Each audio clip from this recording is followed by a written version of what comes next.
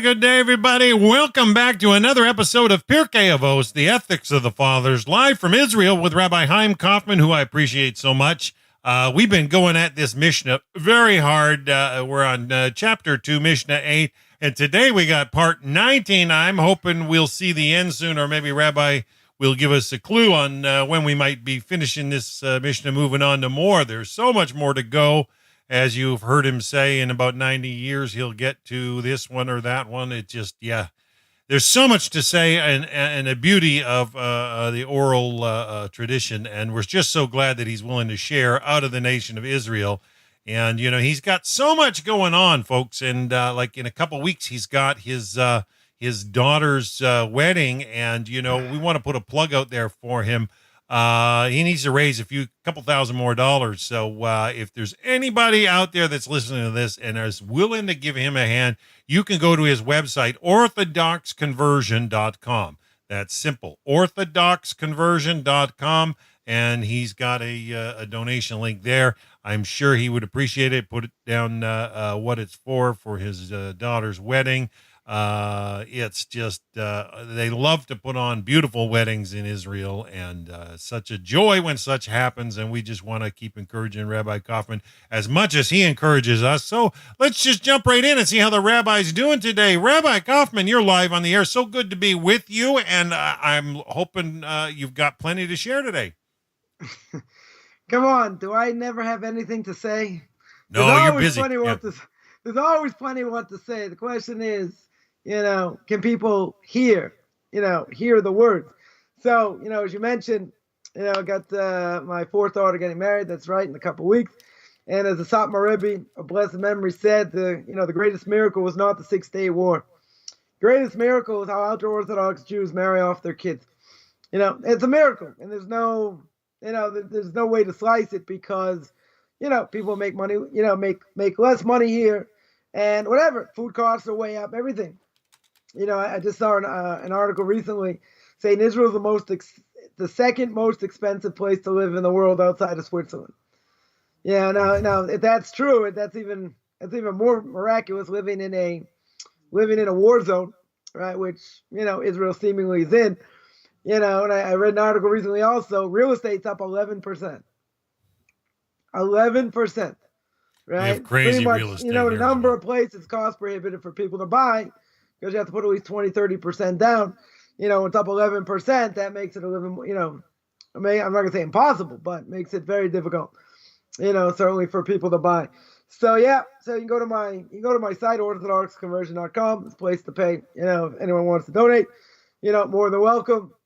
And you can do it by credit card. You can also, in theory, do it by, you know, PayPal. PayPal just takes a lot of money sending it to the States. But, you know, whatever, you know, everything's definitely appreciated. But, you know, again, you know, everyone, you know, people say, you know, you got so many daughters, you got to tell me the secret. You got to tell me, you know, how you did it. And it's miraculous. There's no question.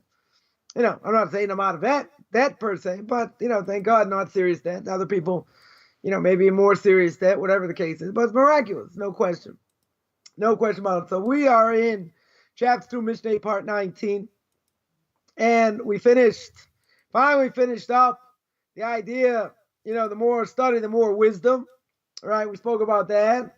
Now, Dan, the man over here, thinks we're going to finish tonight because he's going to give me an extra hour. I don't know. We're going to see. We're going to see where it goes because there is quite a bit, as we always say, it's quite a bit to speak about in general.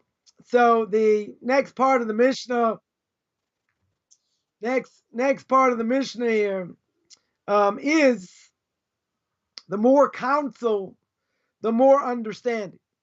Now, question would be, what exactly does that mean? What does it mean over here? So, the more counsel a person receives, the more wisdom they're going to achieve. So if they ask a rabbi or someone has Torah knowledge, they're going to acquire more Torah knowledge, which give them more wisdom. And they'll be able to live and learn at a higher level. Right? Now let's break this down. The more counsel a person receives, the more they're going to understand. Now, does that mean a person who doesn't seek counsel, they're not going to know anything. Right? That would be logical. We could say if you don't get proper counsel, we mentioned before, way back when, aren't we up to like number 100 almost? We should be up to close to 100. Okay, so we're almost up to 100. So way back when we said in the first chapter, I'm pretty sure it's the first chapter, we said you have to acquire for yourself a rabbi. Right? Acquire yourself a rabbi means even if you have to pay. Even if it's somebody maybe just on the same level of knowledge as you, but you want to hash out, you want to know, if what you're saying is true, it's not true, you're not sure, you have a doubt. So you have to, when you're not sure, the Mishna says in Pirkei Avot, we'll get there when I'm about 175, and that is, you have to know your place. You have to know your place. In other words, someone comes to ask you a question. Someone asks you a question and not sure. So you should say, I'm not sure. It's a good question. I have to go look it up, which someone will see that, A, you don't know everything, and not everyone is supposed to know everything. I mean, try and know as much as we can. But the Torah is very wide, very deep. So, a Jew in general should have things so clear. Anyone asks them something, they should have an answer like that. You should be able to answer.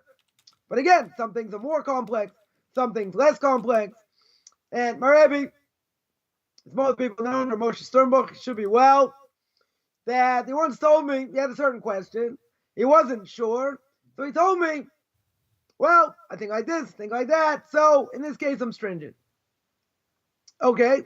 So a few minutes later, I asked him, okay, so what's the answer? I don't recommend anyone do this at home. All right. So I asked him again, so what's the answer? So he gave me a little more details. I have a doubt like this. I have a doubt like that. And I'm not really sure. So in this case, I'm stringent. So then, again, never try this at home. I asked him a third time with another few minutes. I said, but what's the answer? So finally he told me in the name of the Brisker Rav. The Brisker Rav of Israel Zev Soloveitchik, a blessed memory, one of the Torah giants of the last generation, said it's better to say I don't know than to give a bad answer. Right. Yeah, for sure. So Rav Sternbuch says, I want you to say in my name. I want you to say Moshe Sternbuch says he doesn't know. Now you have to understand, he knows everything about everything. So when he says he doesn't know, okay, so he doesn't know. But he said, you should say in my name, I don't know. I don't know, I'm not sure. So I had this doubt, that doubt, the other doubt. So in this case, I'm stringent. So 2.5 minutes later, I looked at him, he goes, I don't know. I go, how'd you know what I was going to ask? He said, I could see it all over your face. So if a person doesn't get guidance, does that mean they're foolish? Not necessarily. Because someone's going to say, Rabbi, there's a lot of good information out there. Anytime I have a question, I can go to Rabbi Dr. Google or Dr. Rabbi Google. I can listen to other classes. The other good classes on YouTube. Right? I was saying over today, somebody that some people have said, why ask me questions? He's only a YouTube rabbi. Right? He's only a Facebook rabbi. Why ask him? You're right. Why ask me? Who says anyone's got an obligation to ask me anything? Right? Now, a person can get information on Google, YouTube, TorahAnytime.com. Many good ways to get information. It's not the same when you have a personal connection. When you get advice from somebody, A, first of all, they should be a Torah scholar, and B, they should be someone, obviously not a fraud, right? Obviously someone on the up and up, someone who knows what they're doing, and has the ability to counsel other people. Now, what does the Torah tell me? See, all the Karaites gonna jump up and down over here. All my trolls will go nuts over here. The Torah says, very clear, Book of Deuteronomy, chapter 17. It says that you should listen to the Kohen, the Levites in your generation, meaning every generation. Not only that, the Torah goes further. The Torah says not only should you listen to them, but if they say what's right is left and left is right, you have to listen to them. You have an obligation to listen, even if it doesn't make sense. You listen to what they tell you. Now, we're going to make a little bit of a jump. Who are the Kohen and the Levites? They're the ones who taught the Jewish people, the ones who served in the Mishkan, served in the tabernacle, in the Beis Hamikdash, what it would become later. So they are the rabbis of every generation. That's who they are. Some people say, I don't need to listen to them. I'm only going to listen to God. Well, that's not going to get you very far, is it? I'm going to pray on that. That's a very Christian thing to say. I'm going to pray on that. I go, you pray on it. You get back to me. You tell me what God said to you. You tell me you fasted for 3 days straight. You tell me what happened. You tell me who came to you in a dream if it's not a hallucination. Right? We live in this world. So now, so when we say the Shemona Esrei, I'll use an example. When we say the silent meditation, when the Jews say the silent meditation after giving our credentials to God, we're the sons of Avraham, Yitzhak, Yaakov, we have to give credentials. Imagine going to do a job interview. All of a sudden you start asking how much you want. What's the person hiring going to say? I didn't ask you how much you wanted to make. I want to see if you qualified. What qualifications you have. You say, listen, I'm a 6'7" white guy that fell off a cliff. Got steel plate in my head. That's not good enough. That's not good enough over here. Come on. Right? So you have to give credentials. You have to show what you're able to do. So in the fourth bless, I know I can feel the waves coming through over here. The sine wave. Anyway, we digress here. The point is, in the fourth blessing, what do we say in the fourth blessing? In the fourth blessing, the Shemona Esrei, we say, Atah chonem adam das. We ask God to grant us, not give us, there's a difference, to grant us wisdom. Right now, 90% of secular Jews that exist in the world, right? Sorry, let's say better. 90% of world Jewry today, right? You take 90% of them, and if they don't pray, which they probably don't, so if they don't pray, then you're going to say they don't have knowledge? What do you mean? Someone could have an MA, which is just a little more of a BA. And we know what a PhD is. Pilot higher and deeper, or Papa has dough. I love that. Papa has dough, right? So you got somebody who's got an MBA, could be very bright, could be brilliant, could have 120 IQ or more. You're going to say they don't have knowledge? Not talking about that type of knowledge. That's book knowledge. Could be life experience knowledge. That's not Torah knowledge. See, you got a lot of people out there. I'm just going to harp on this for a second. You get a lot of people out there talk a big game. They talk a big game when it comes to Torah, and they don't know Zippo. It's a chutzpah. It's an absolute chutzpah. They never, like, wow, you come up with this, great idea. Let me ask you a few questions. Have you ever studied philosophy? Socrates, Aristotle. No. Have you ever studied, later philosophers, Kant, Kierkegaard? No. Lahavdil will make a big distinction. You ever studied Jewish philosophy? The Rambam, Rabbi Yehuda Levi, right, wrote the Kuzari. You studied any of them? No. I've read the Bible from cover to cover. No, but I saw the movie. Great. So you're not an atheist. You're an idiot. Right? Somebody like that, they don't have Torah knowledge, but they talk a good game. There's a whole thing going on, this petition to stop this government from allowing the reform to have a bigger place by the Western Wall. Whatever, the whole controversy, what's going on right now. What I would call a travesty of a mockery of Hashem. Now, without, getting into all that, I'm going to make one point. Got to make one point about it. The reform movement, one of the things they changed in the prayer book is the fact that we're not going to go back to, we're not going to put in the prayer book, we're going to go back to Zion. In other words, when God himself brings the final redemption, he brings the Messiah, where's everybody going to go? To Israel, right? So imagine Rabbi Wine tells the story. He should be well when he's a rabbi in Miami. He's talking about all the Jews going to have to go to Israel when the Messiah comes. And one of his congregants said, Rabbi, that's not for me. Everyone else can go. When the Messiah comes, he goes, I'm going straight to Miami Beach. So Rabbi Wine tells the story, and he's like, I don't think this guy was kidding, right? All right, side point. So Jews are going to have to go to Israel. You're going to have to go to Israel, not Uganda, not Argentina. Going to go to Israel. Now, if you're a Reformed Jew, you don't believe in that. You took it out. They took it out of the They took it out of the prayer book. So I would ask a very fundamental question. If I were to survey, see, I always tell these great things. I never do it. But if someone were to take a survey, 500 Reformed Jews that affiliate with Reformed Judaism, 1,000, right? I'll even say 100. I'll even say even a small number. And you would ask them on a scale of 1 to 10, what are the 10 biggest things that are threatening the Jewish people today? I guarantee, and I'll put all the money I don't have down. I'll put all Dan's money down here. I'll put all the money down, and from 1 to 10, they're not going to talk about the Western Wall. They're not going to, it's not an issue for them. On a scale of 1 to 10, it's going to be number 257. So I would ask the fundamental question.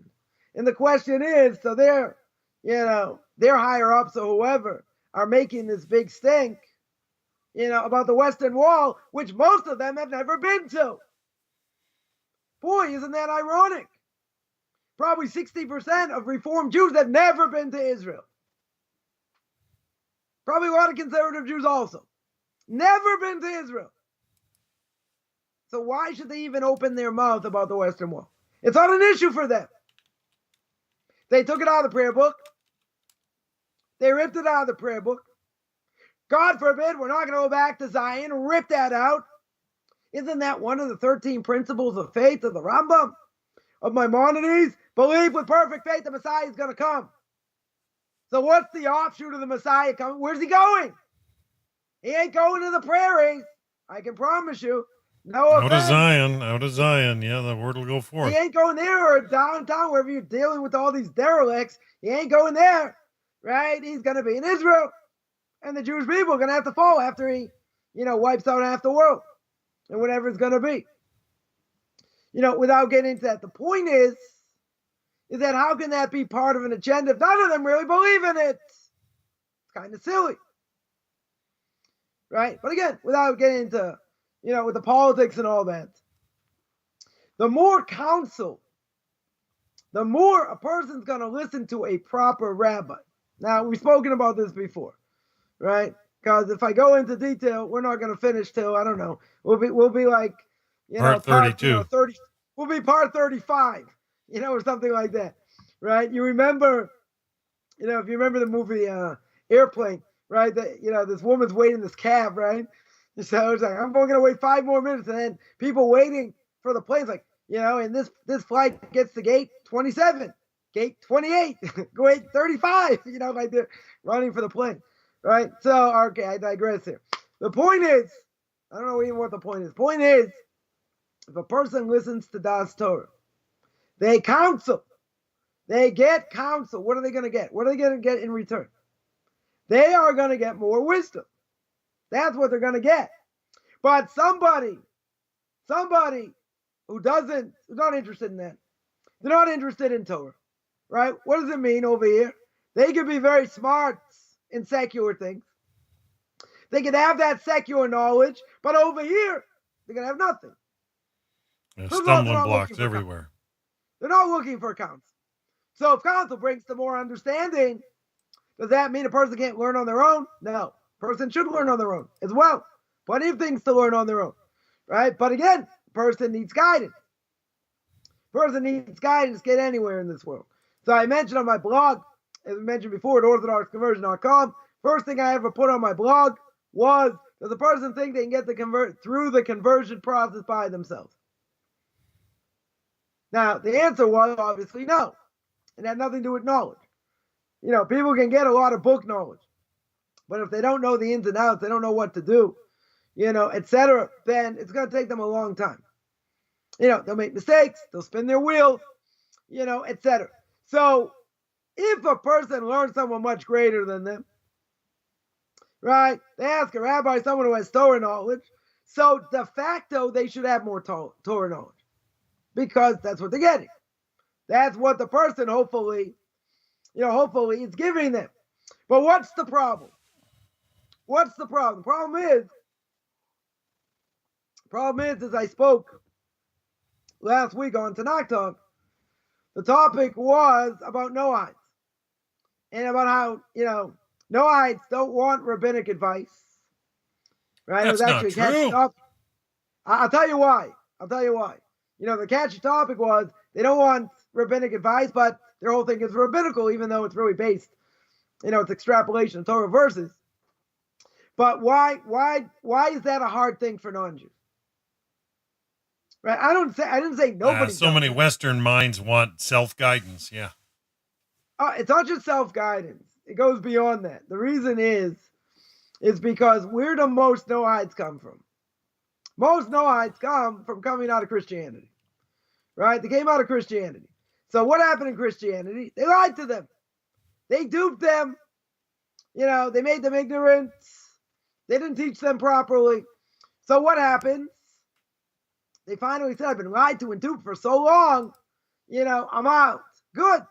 So now they get out. Now they're going to say, okay, why should I listen to you? I.e., the rabbi. I already get lied to by these other men. So why should I listen to you? Why should I listen to the rabbis of, 2,000 years ago? So we answered that. We answered that at the beginning. That you have an obligation to listen to the Kohen and the Levite. Whether they say right is left, left is right. So we understand there's a reason to do that. But what's the hardest thing for a non-Jew who's a Noahide? What's the hardest thing for them to do? In general, even for someone who's going to convert, is to lay themselves down and listen to rabbinic authority. One of the hardest things to do.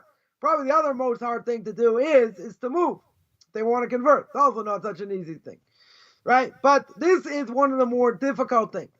And the reason is, why should I listen to you? I've been lied to for so long. I'm not going to put my trust in man. That's why these people with a Christian mentality say, I'm only going to listen to God. Well, guess what? That's not going to get you very far. Not going to get you very far. Unless you have a, personal connection and God's telling you all kinds of things and teaching you while you're asleep, okay. But I don't know too many people like that. Not only that, prophecy today, the Gemara says, is only in the hands of little children or imbeciles. So you ain't getting prophecy. The greatest rabbis of today may have Ruach HaKodesh, what we call divine inspiration. So always form of prophecy. You have individuals today like that. But this is not people who don't know how to learn, don't know the Aleph base, don't know nothing from nothing. It's not for them. They're not going to get there. It take a long time to get there. Just like by the prophets. Anyone who wanted to be a prophet, they had to work. They had to study for years, work on their character traits. Person become a prophet overnight. People say, God's going to speak to me. Really? Madonna. Well, I have to make a distinction there. She thinks she's learning, she call her Esther, right? She thinks she's learning Kabbalah. Come on, she doesn't know the Aleph base. You want to tell me she's learning something about something she doesn't know anything about? And all these Hollywood actors or whatever, more esoteric type of things. They don't understand anything, right? Whatever they're given is just a watered down version. That's all it is. But somebody who does not seek that level, does not seek that information, that counsel. As we said, when a person prays, and they say, they say, God grant me wisdom. We're talking about spiritual wisdom. They don't have it. They certainly don't have it. They throw out questions like they're God's gift to the world.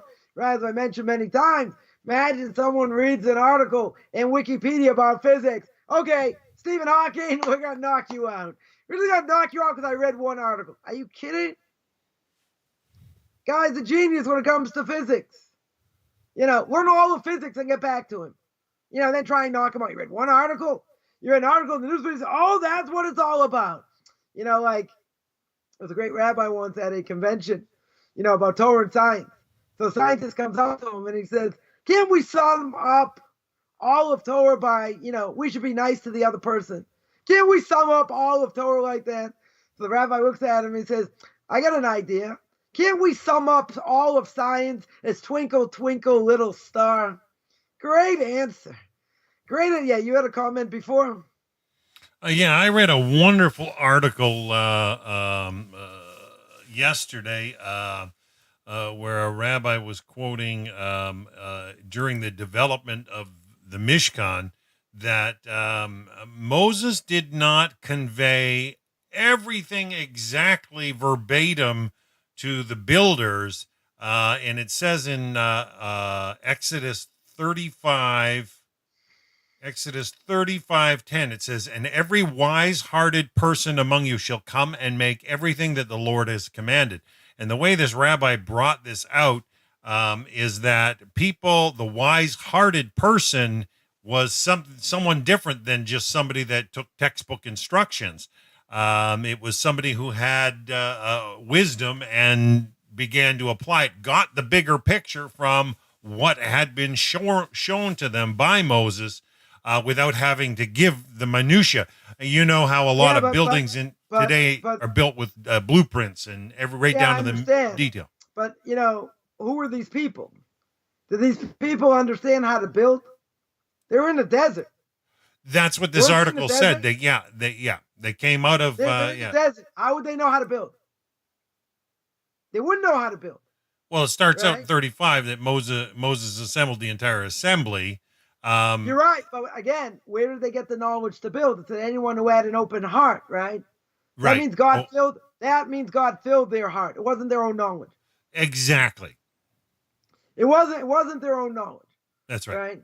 It can never be their own knowledge because the obvious question is they're in the desert. There's no YouTube videos. Right. Teach you how to do something. They don't have that information. Not possible to get that information. Right. But there are people that talk a good game, or they talk. I'm not going to say it's a good game, right? They talk and spew at the mouth. And the reality is they don't know nothing about nothing. But, they sound confident and I really think this, but you didn't learn anything. You don't know any of the sources. You never read the Bible from cover to cover. My opinion is just as valid. So you can't argue with someone like that. We mentioned many times. A waste of time to argue with such people, right? The person who wants proper knowledge, spiritual knowledge, you got to go to the people that have it. It doesn't mean you can't watch videos, can't read things on your own. Plenty of great books out there, to read, get caught up in Jewish history, Jewish law, all kinds of things. Is it the same as someone taking you through it? Someone giving you advice? Not the same. It's not the same. There's no question. But if a person wants that, and everybody who's listening now and everyone's going to listen to this, right? The Gemara says that if a person wants to go in the right path, God will help him. If he wants to go in the wrong path, God will not stop them. So big principle. Yeah. Make sure you folks grab that. So someone complains and said, what about all these Indians in India? I said, what about them? They said, but they're all going down the wrong path. How could God annihilate them because of idolatry? Right? So I said, well, I get contacted by a lot of people. They have internet access. If they want truth, they can find it. They can definitely find it instead of being idolatrous. Yeah, but they were born that way. So what? And a Christian wasn't born that way. And a Jew wasn't born that way, and he can choose to take on the yoke of heaven or not take on the yoke of heaven. What difference does it make? But the person kept coming and saying it's not fair. Not question about fair or not. The laws that apply to non-Jews are obvious. They can't say, gee, I didn't know about it. So, they're going to say, God's going to say, didn't you know you're not allowed to kill? What do you mean? God says, you killed Uncle Bob. Oh, that's different. Mercy. Mercy killing. Put him out of his misery and out of our misery. He was suffering. That's not murder. What about stealing from Uncle Sam? No, that's different. He already takes 35%. So I'm going to hide some of the money, but that's stealing. No, that's it. What do you mean? You're putting your own spin on things, right? These are things that are obvious. Now, does it make sense to worship a cow? I don't know. I don't think cows are the most intelligent of animals. When I was in university, when I was in college, people say a fun time is to get smashed and then go cow tipping because cows sleep standing up. I don't know. I lived in the prairies, Rabbi, so yeah. It doesn't sound so appetizing to me, but okay, I guess you can only enjoy it when you're drunk. Fine, or you're high or whatever. Right? But again, how is a person going to get spiritual knowledge? Now, why when we pray, why do we say God has to grant it? Why does he give it to us? Right? That's a good question. God has to grant it because it's not something we easily acquire. Right? So you did a whole bunch of, how many shows did you do all together with Rabbi Poston? The 48 ways? I'm sorry, what was the question, Rabbi? How many shows did you do with Rabbi Poston on the 48 ways? We did 50, yeah. 50. Based on the book that the Rosh HaYeshiva of from the Noah Weinberg, right? Yeah. He So those are the 48 ways, to acquire Torah. 48 different ways. Yeah, I tried to get him to keep repeating that, and that's how I learned that series, and that it was, to acquire. So there are 48 different ways. There are 48 different ways, right? But acquiring Torah is something that takes effort. It takes effort. You mentioned there's a minutia of detail. Ton of detail. Even for non-Jews. Right? Not as much as us, obviously. But why do I say minutia of detail? Because a lot of things for them and what they have to know is also detail. There's also a lot of things working on character traits, Jewish history, whatever. There's plenty of detail. Plenty of detail over here. So it's something that we always have to review. People like to learn new things and not want to review. Review is something people say I'd rather slit my eyeballs with glass or something, because review is not fun. But at the end of the day, it's Torah we have to know. We have to know like the back of our hand. We have to know it well. So how are you going to know it well if you don't review? You have to review. Now, even if you review, does that mean it's going to stick to you? It doesn't mean that's going to stick to you. You got to work at it. And 4 times. You got to at least study it 4 times. There were things that Moshe Rabbeinu didn't know, didn't fathom. Right? The half shekel we read about last week. The menorah, for whatever reason, different reasons we're not going to get into why he couldn't fathom what it was, and God had to show him. But Torah is something that you have to work very hard. It's complicated, takes a lot of effort. Someone asked me the question, and I've gotten this question a number of times, why is it when I learn Torah, I get tired? I can be wide awake and I can start to, to doze off or whatever, right? Don't tempt me, Rabbi. They're not, obviously they're not listening to me because I scream too much, right? But why does that happen? It's very simple. The Gemara says when a person learns Torah and they're thinking into it, it makes them weaker. It weakens the body because you have to use your mind. Now, it has been brought out that I don't know, if the statistic is still the same, but it used to be that we only maximize 3% of our brain. 3%. I've heard as high as 15, but okay, whatever. Usually it's probably about 3%, 4%. But so it's a small portion. Maybe a little bit more. Could be, whatever it is. So we only maximize a small amount. But the small amount we maximize, this is not something, even though it comes up year in and year out. You read the Torah portion of the week, right? Year in and year out, it's never the same. Now, the information is the same. Nothing changed, right? Certainly nothing changed. And if I look at it, if Noah Weinberg used to say, of blessed memory, the head of the Yeshiva of Eish Torah, founder of the Yeshiva of Eish Torah, he would say, if you're a 15-year-old and you're still reading the Torah as a 5-year-old, that's bad, right? Or he would really say when it comes to how you behave. If you're a 15-year-old behaving like a 5-year-old, obviously not good. If you're a 25-year-old acting like a 15-year-old, also not good. So I'm going to apply this to knowledge. Knowledge in the secular world doesn't change that much.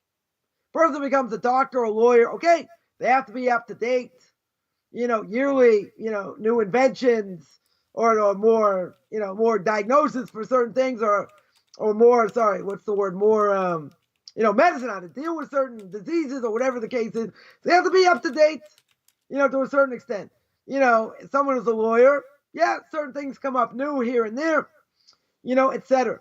But it doesn't really change. Precedents don't change. They stay the same, more or less. Someone will say, yeah, there could be a Supreme Court decision that changes everything. Okay, right? But I'm saying in general, if a person is, let's say, an expert in their field, whatever their field is, if they're an expert in their field, if there are any changes, they're going to know about it. And it'll affect them, for better, for worse, etc. But I would say 95% or more of the time, even though things change over time, which is true, but 95% of the time, everything's the same. It doesn't change. Someone who's an accountant, the tax laws change that much? I don't think they change that much.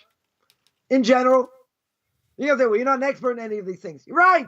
But I'm saying in general, you don't have to relearn the craft. You don't relearn the craft every year. You don't do that. Not medicine, not as a lawyer, not as an accountant, none of these things.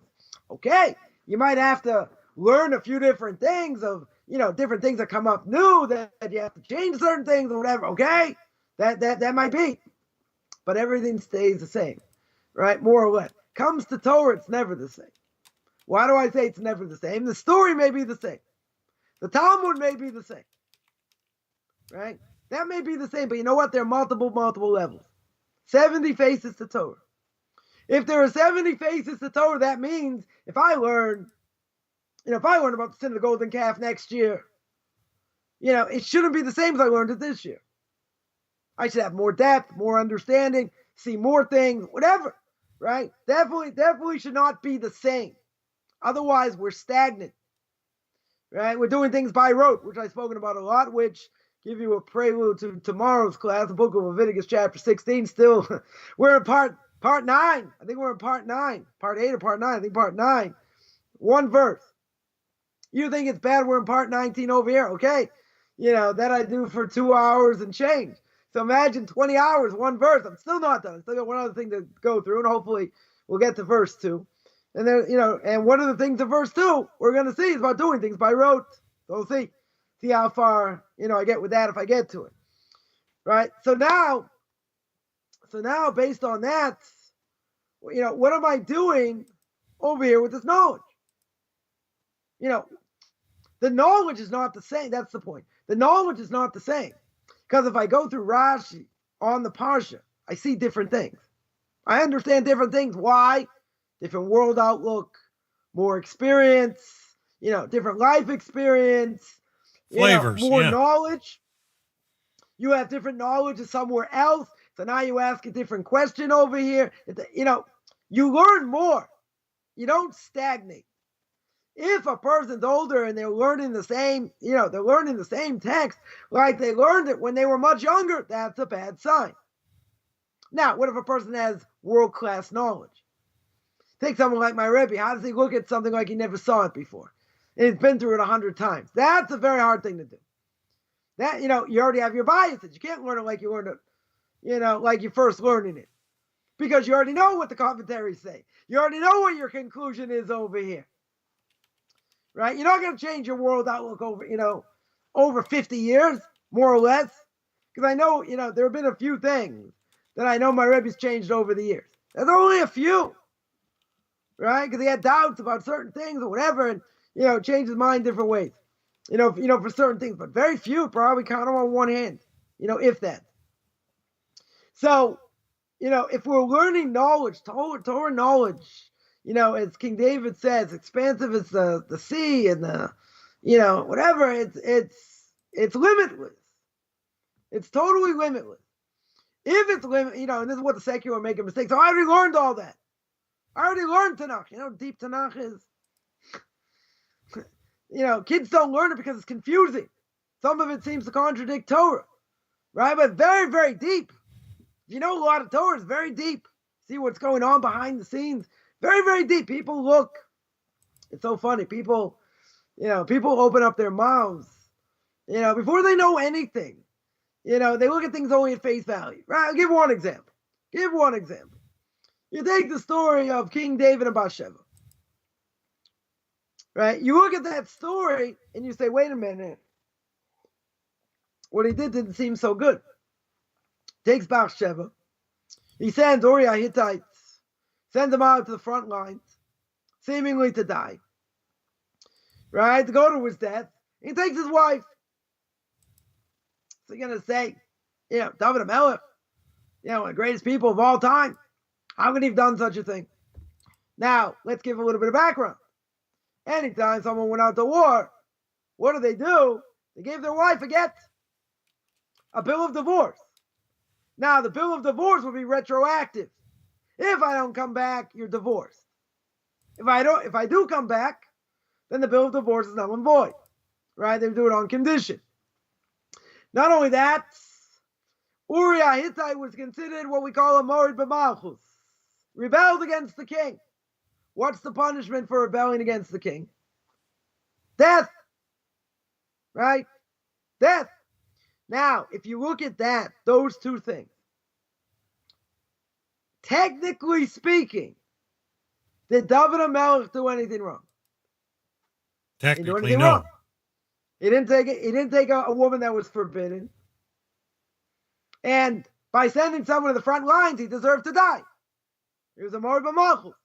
Right? He rebelled against the king. So what's the punishment? Death. Now, technically speaking, you'll say he didn't do anything wrong. But in the bigger scheme of things at his level, so there's something there. Right? If you look at Psalm 51, right? That do you want me to pull it up, Rabbi? Nathan the prophet comes to him. Right? I think it's 51. Let me just see. He gets chastised. Right? David gets chastised. When Nathan the prophet came, to him, and he went to Bathsheba, he said, be gracious to me, O God. Is that the one you're thinking of? Yeah, chapter 51, he's giving him rebuke. Yeah. He's giving him rebuke. Right? Yeah. So there is something that didn't look so good. But I'm saying, if you know now, what are people going to say? People are going to say, you look at that psalm, clear, right? Definitely sounds like he did something wrong. But if you look in the bigger scheme of things, which people don't because they don't know, if you look at the bigger scheme of things, what did he really do wrong? Technically speaking, he didn't do anything wrong. Is she a forbidden woman? Nope.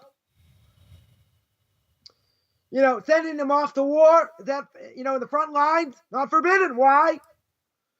He deserves the death penalty anyway. But what do people say? People look at things. And they, at face value. That's why obviously you have to learn with proper commentary. Right? They look at things at face value. They don't have a clue what they're looking at. See, that's why I think it's hilarious what the Christians do and how they turn verses into pretzels. Yep. And they mistranslate and all kinds of things because it doesn't fit their world outlook. But if you take the most difficult verses in Isaiah, in Jeremiah, and you take, in Daniel and other places, no, this is a hint, it's a this, it's a... You don't even know how to read Hebrew. Shoehorn. Yeah, and they start shoehorning. You don't even know how to read Hebrew. You're taking the most difficult verses ever, as we would say. The most difficult verses, and you're giving your spin on it when you don't know anything. Right? So, people talk a lot. That's what they do. People talk a lot and say, come on, this is what it means. And, I'll give one other example. I don't want to, spend too much time on this. When I was in South America, the biggest group of Mormons outside of Salt Lake City, Santiago, Chile, right? How they get there, I don't know. But I had these two guys, not the brightest guys in the world, came to me. And, one of their proofs is that, JC's coming back and all that, or whatever, or to die for your sins, is from Akedas Yitzchak, the binding of Isaac, right? Book of Genesis chapter 21.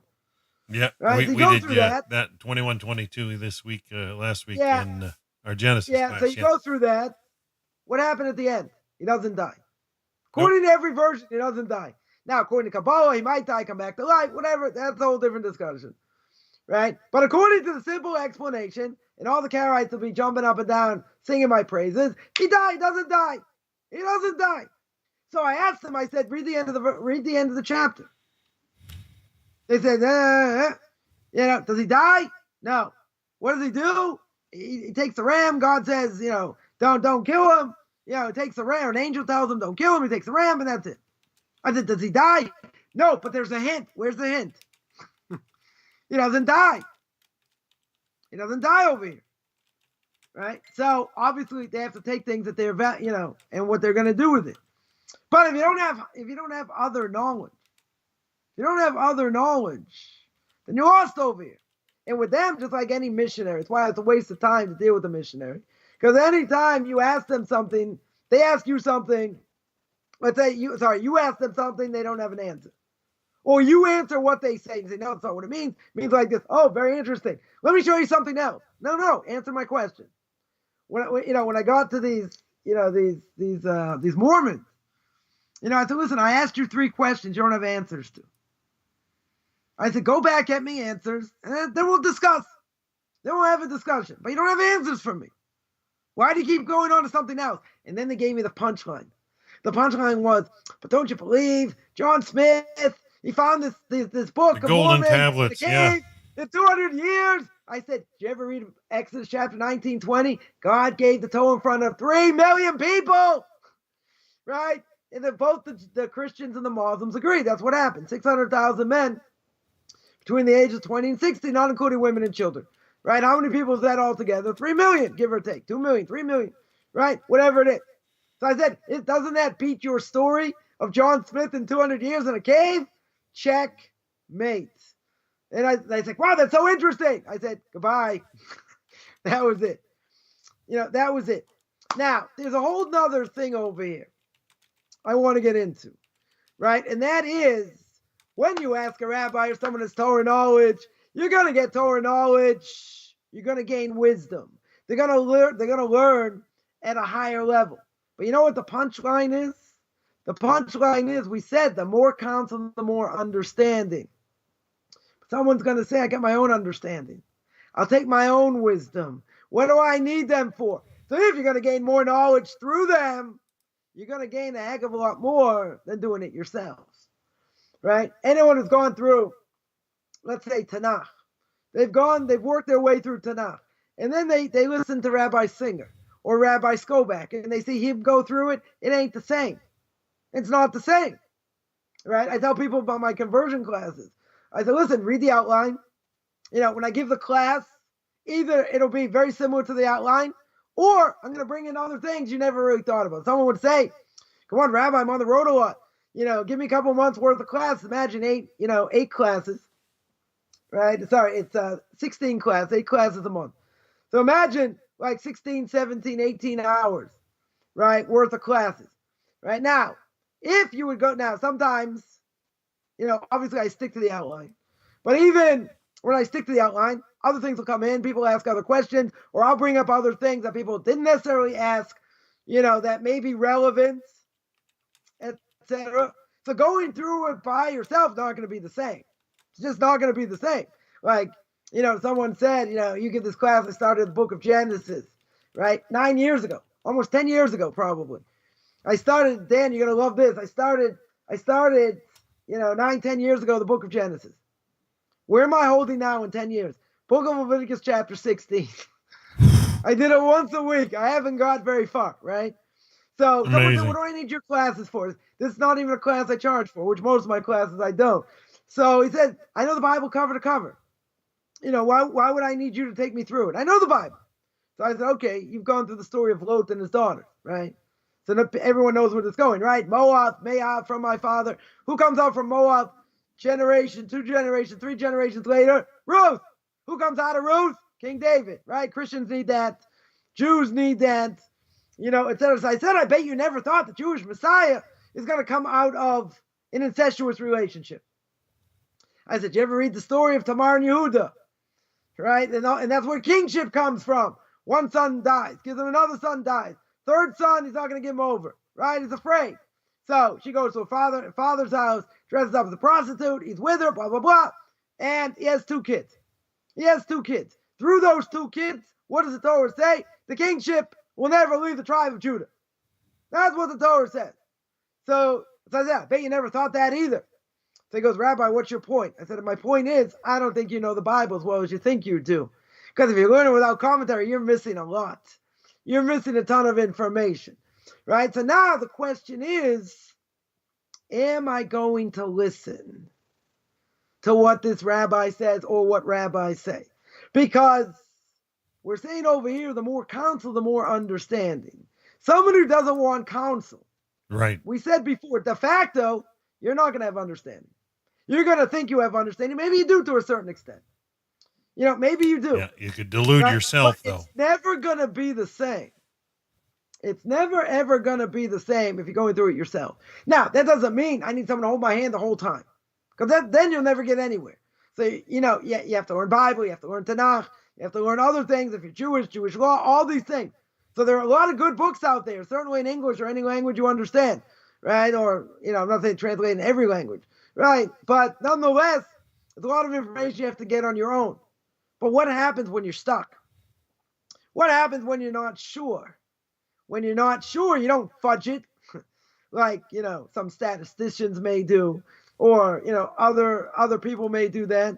You have to come up with an answer. What do I do, practically speaking? Maybe, my Rebbe brought down this week's parsha, the beginning of Parshas Vayakhel, which is the second to last Torah portion in the book of Exodus, right? So the beginning over here, let me just bring it out here. Book of Exodus.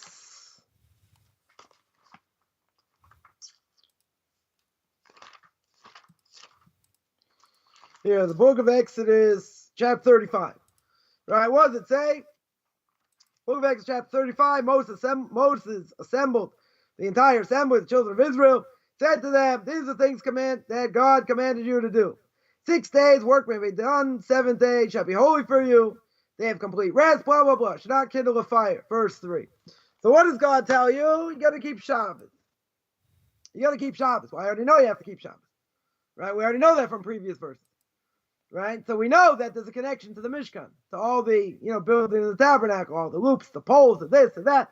So what's the juxtaposition of the verses? So Rashi tells you on the spot, juxtaposition of the verses are to tell you whatever's done in the Mishkan does not supersede Shabbos. Right? All these different things. So anything similar to that, the rabbis say you can't do, that you're not allowed to do. But my Rebbe says, so what do I learn here? Right? What do I learn? The Torah tells me, about not doing work and being commanded to keep Shabbos. Now, if you don't constantly learn the laws of Shabbos, the Rabbi Chaim in his introduction to the third part of the Mishnah Berurah, his commentary on the Shulchan Aruch and the laws of Shabbos, he says if you don't continually learn the laws of Shabbos, you will transgress. 100% you'll transgress. Why? Because there are multiple laws. Multiple laws. So if you don't keep going over them, you'll make mistakes. So Rabbi says, I'll give one example. He gave one example. Hasidim like to prepare something called sweebel, I think that's what it's called, where they put oil, what else goes in it? Oil, onions, and not mayonnaise. And eggs. Oil, eggs, and onions. Now the problem is I put them together and I mix them up on Shabbos. Could be a prohibition of lash. What is lash? Making things into a mixture, into like a paste, right? In other words, if I were to take mayonnaise, people like on gefilte fish, mayonnaise with horseradish, right? What we call in Yiddish chrein. So what do? You take horseradish out of the bottle, you put some mayonnaise, you mix it together. What's the problem? Mayonnaise makes everything thicker. They can't add mayonnaise. Mayonnaise is the problem. So a company came out with a great idea. People like to do this. They put it in a bottle, squirt bottle. They call it mayonnaise. Horseradish with mayonnaise together. So I don't have a problem. It's already made. So all I have to do is squirt it out if you like that. In any case, the Rebbe said there are a lot of questions here. First of all, you want to make it on Shabbos. You got a problem of dicing up the onions. Dicing up the onions very, very thin, right? With a knife is similar to what? To grinding. Grinding, I'm not allowed to do. right? It's similar to grinding. Got to be careful. So now I want to mix it with eggs. Or let's say I got eggs there already. I take the egg and mash it a little bit. Now I put in oil, right? Can I mix the whole thing together in a general thing? Is it making it thicker? Whatever. So Rabbi listed a whole bunch of things just in making one thing on Shabbos, right? And he mentioned all the different problems. So he pointed out, why did he do that? He pointed out because the laws of Shabbos are very, there are a lot of details. And if you don't study it constantly, it's not about effort. It's not about effort. Listen, if you would take it and mix it in a normal way, and that's going to make it into a paste. So, the rabbinic authorities say, do it a different way. Do it crisscross. That's not the same thing. Or add one thing and then do it and then add something else. There are different ways around it. Potentially different ways around it. But what he's pointing out is there are a lot of issues in one thing. Just in this one thing. Right? So obviously, what's the best thing to do? Make it before Shabbos. That's the best thing to do. But people say it doesn't taste the same. It's not the same if I don't make it right before the meal. Or it doesn't have the same texture. I don't know. Whatever it is. Whatever it is, it doesn't taste the same. So making it before, not as good. Okay. But you have to know what to do. You have to know what the issues are. You have to know what the issues are. Right? So now you can say, well, I read it in the book. I got that information. Good. So you have to be constantly learning, right? But when I have a question, or anybody has a question, so you're not sure what to do, you have to ask.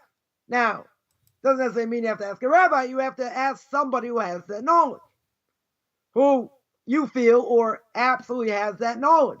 If they have the knowledge, good. But you're only going to gain from that interaction.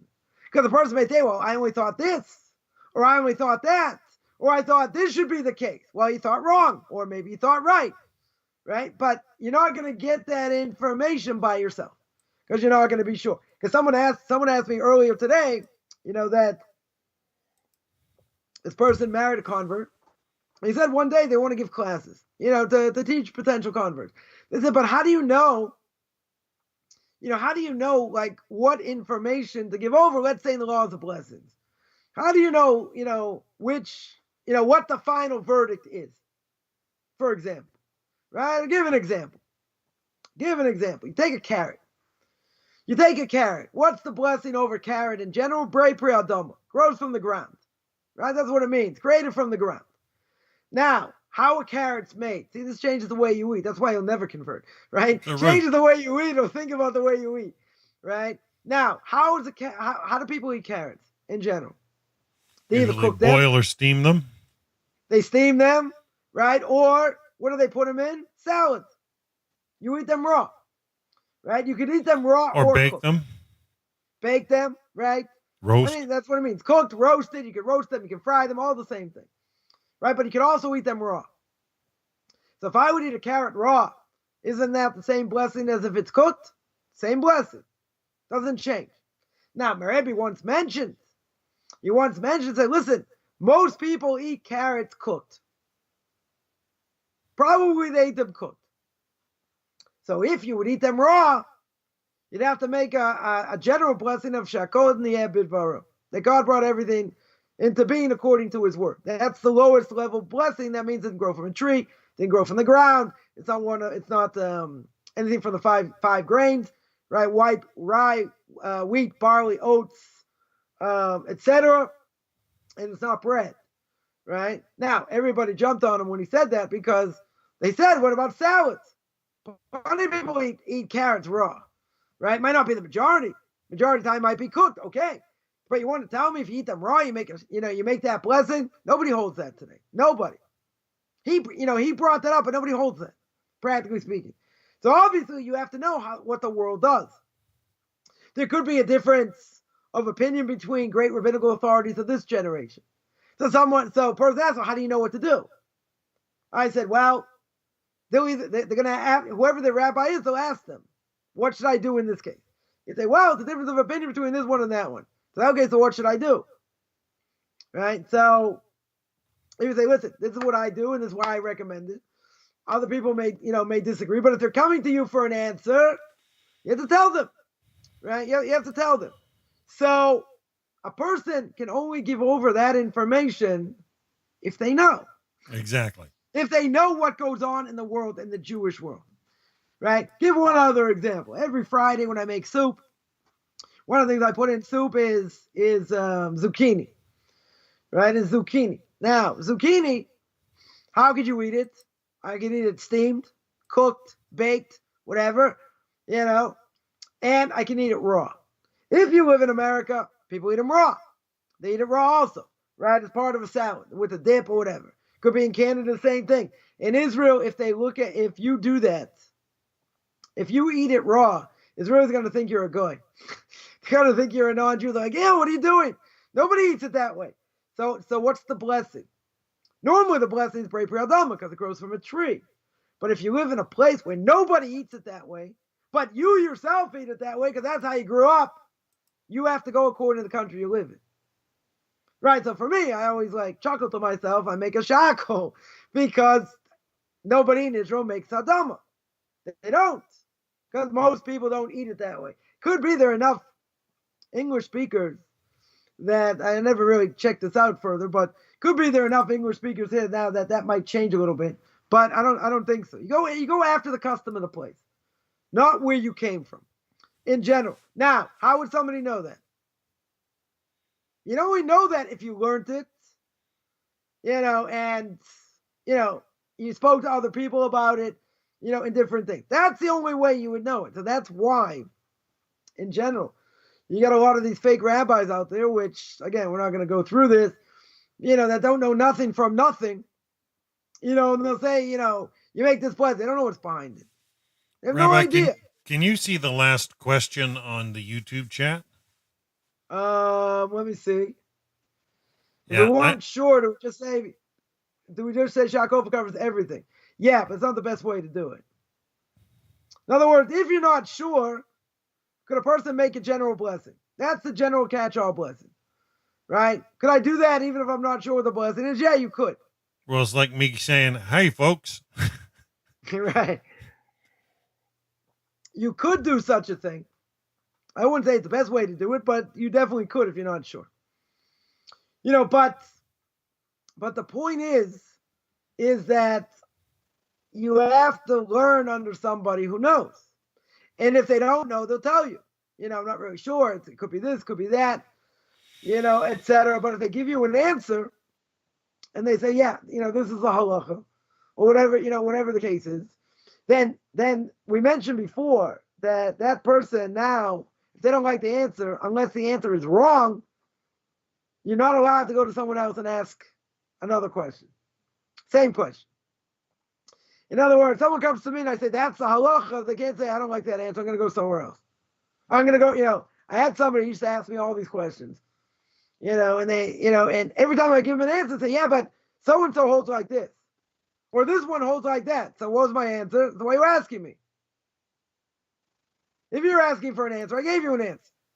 You don't like my answer? People are always trying to avoid the arbitrary. Nobody wants arbitrary decisions. I don't know yes or no, but this person, I just told them I'm not taking your questions anymore. And they got all flustered. Said, why? This. I said, because you don't listen. You're not interested in the answer. If I give you an answer and I tell you something, I could be wrong. I'm not saying I'm infallible. I could definitely be wrong.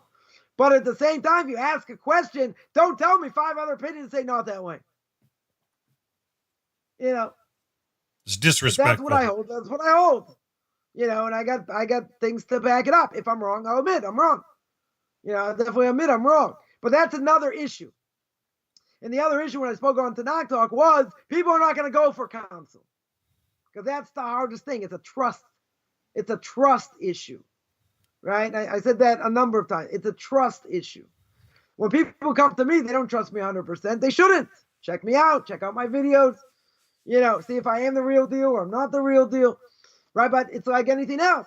You go buy a house. You're not going to buy a house for nothing. You're not going to buy it on. Yeah. You're not going to buy it on hearsay. Right? A car, same thing. You're going to check it out.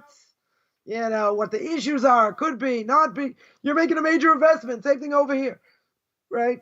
You got to do due diligence. You 100% have to do due diligence. Don't take it lightly. That's for sure. Yeah, the problem is people don't want to listen. They don't want to listen. They want to do things on their own. They think they're capable of doing things on their own. And there's a lot of things, again, a person can learn on their own. I'm not saying not. What we're saying is when there are questions, you have to go to proper rabbinic authorities. Right. So we know whether to the left or to the right, which way to turn, for sure. And that could be a Torah, rabbinic, who knows what type of prohibition it is. If not. So you want to get clarity. The problem is there are people who think they know better. They don't want to ask questions. They don't feel they need to ask questions. They don't feel they need to stumble and bumble all they want, right? It's a hard thing. I'm not gonna say it's an easy thing. Certainly for a non-Jew.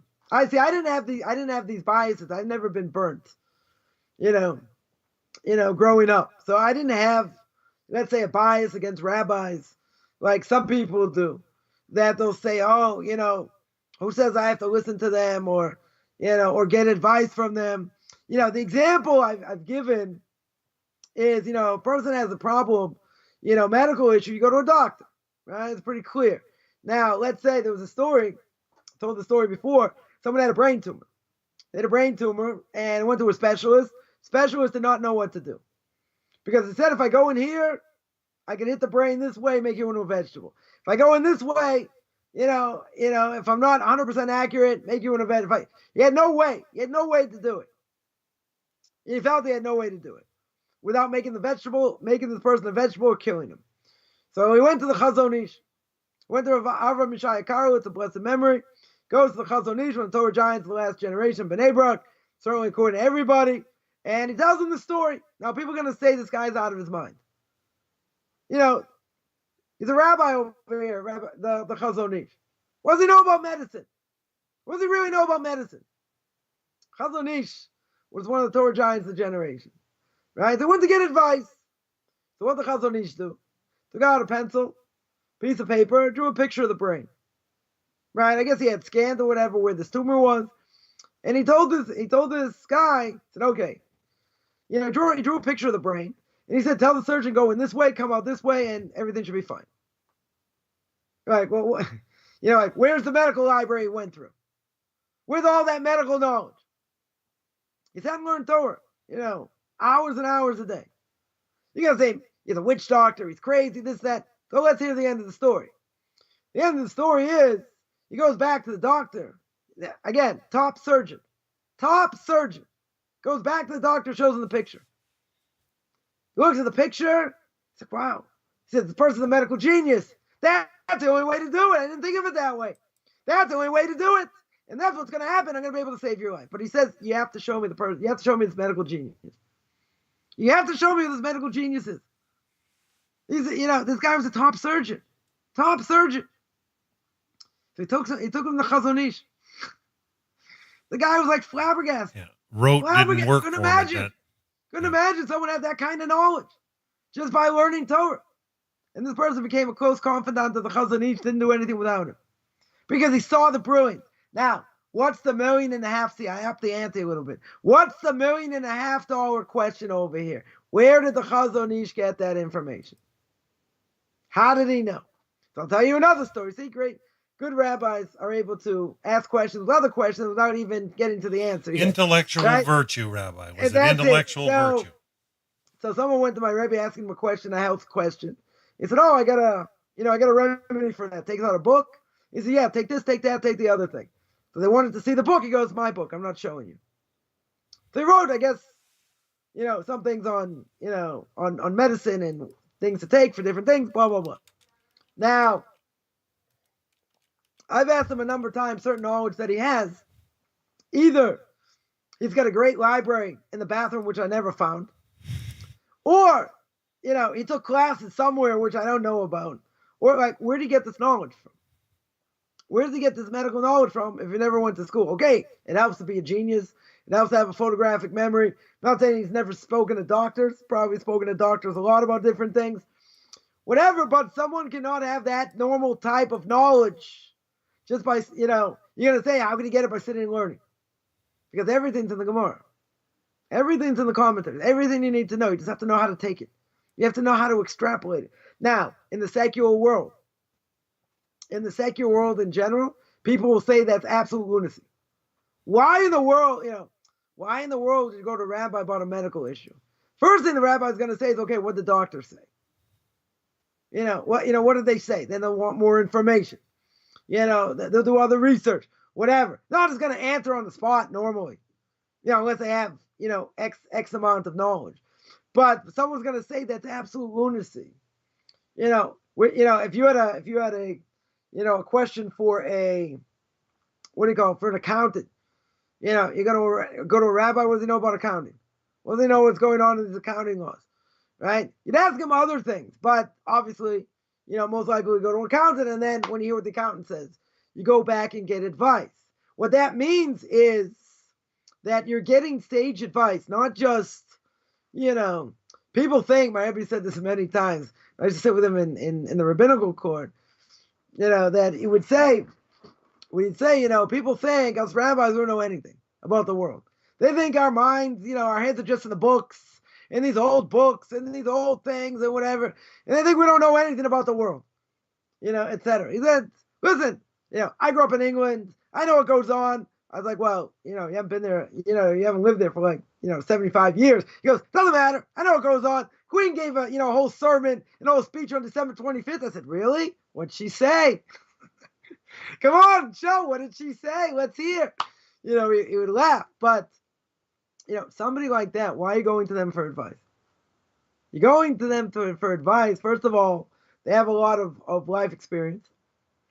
Not only that, but they have so much Torah knowledge. They have so much Torah knowledge that you're looking at someone who's got more than a sixth sense. Because everything's there. All they have to do is be able to extrapolate from it. Be able to take from wherever, right? And, and get this knowledge. Does that mean they have to do research? No. They may also have to do research, but they're given information they should never have. In general, right? I mentioned this case before. It's a good story. I was taking him somewhere, and he's telling me a story. A Kohen comes to him, and the Kohen wants to marry a certain woman, and this woman admits she'd been with somebody, right? Somebody which makes for her forbidden to this Kohen.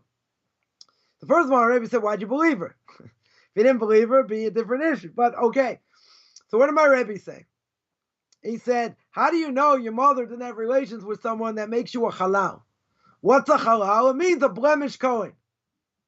Someone who's blemished is not really a Kohen. He says, how do you know your mother, didn't fool around with someone before she was married?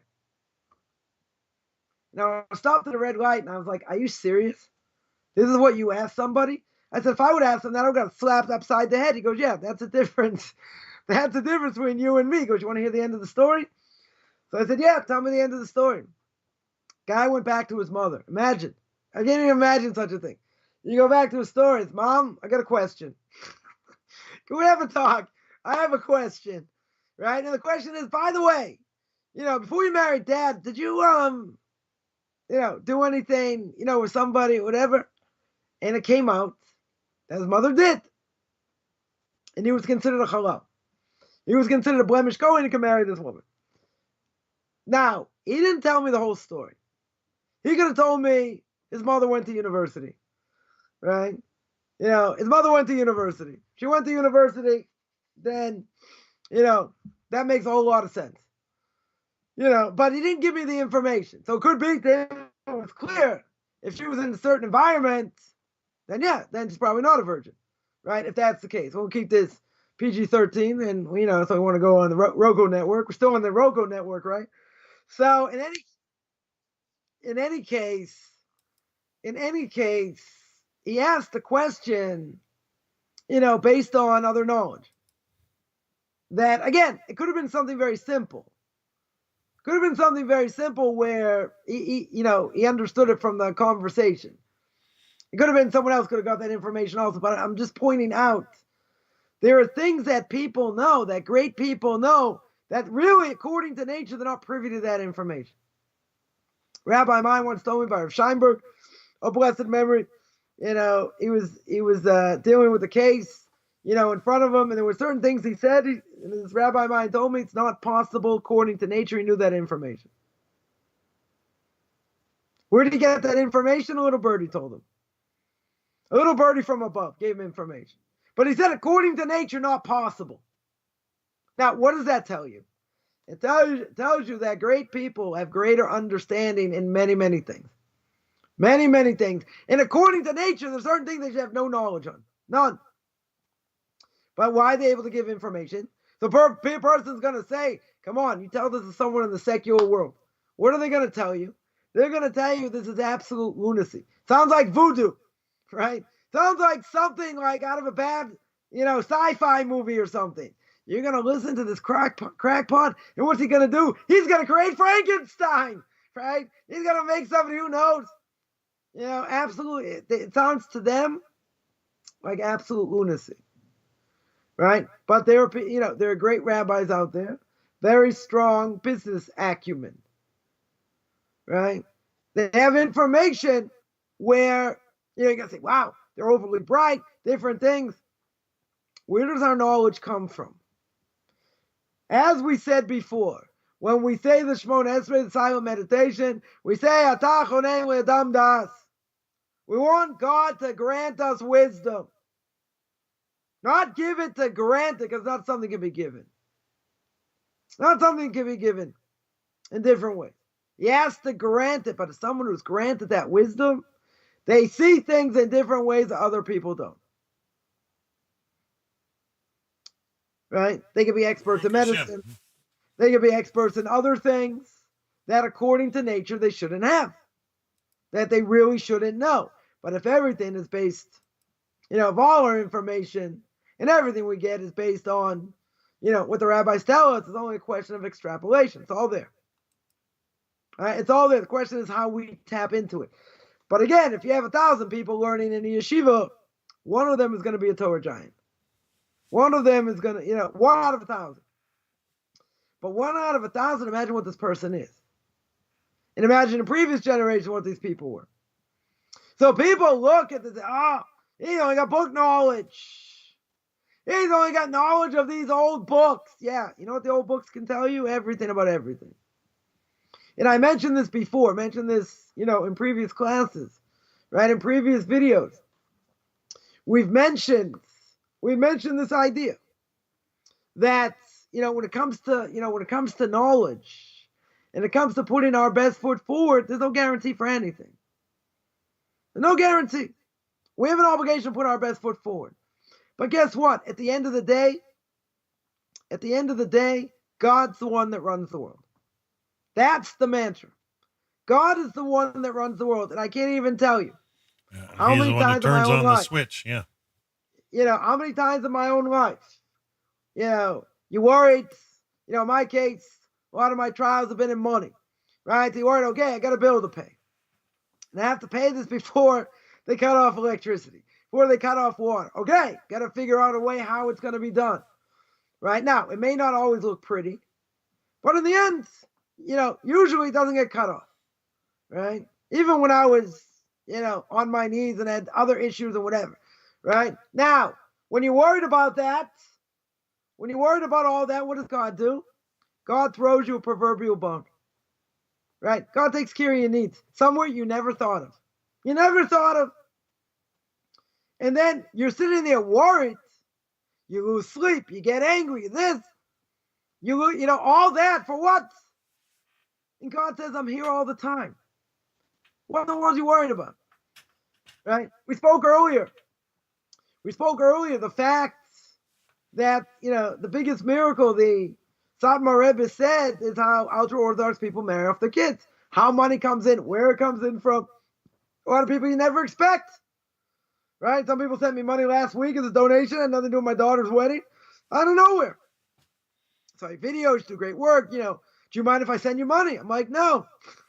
Actually, you want to send, that's great. I'm not going to say it was like unbelievable money, but, every little thing helps. Everything helps over here. Did I expect it? No. I had other things. Someone paid me recently, wasn't expecting, out of nowhere. Totally out of nowhere. So as my wife would say, you're making a wedding, God knows you need more. Right? So coming from there, coming from this one, that one, and it's absolutely miraculous. Right? That there's no question. But we get caught up in so many things, we forget, don't you remember? There's a big boss, as we would say here in Israel. A big boss got a big bank account. Things can change overnight. Owns it all. Things can change for the better or for the worse. God forbid. Right? Overnight. Rav Dessler, a blessed memory with Torah Giants, the last generation in England. And here in Israel, his father was a wealthy man, very, very wealthy man. Then the communists took over. And the money that he had wasn't worth anything. Lost everything. Totally lost everything overnight. So Dessler concluded from this, we give no strength in man. We're not putting our strength in man. We have to put our best foot forward.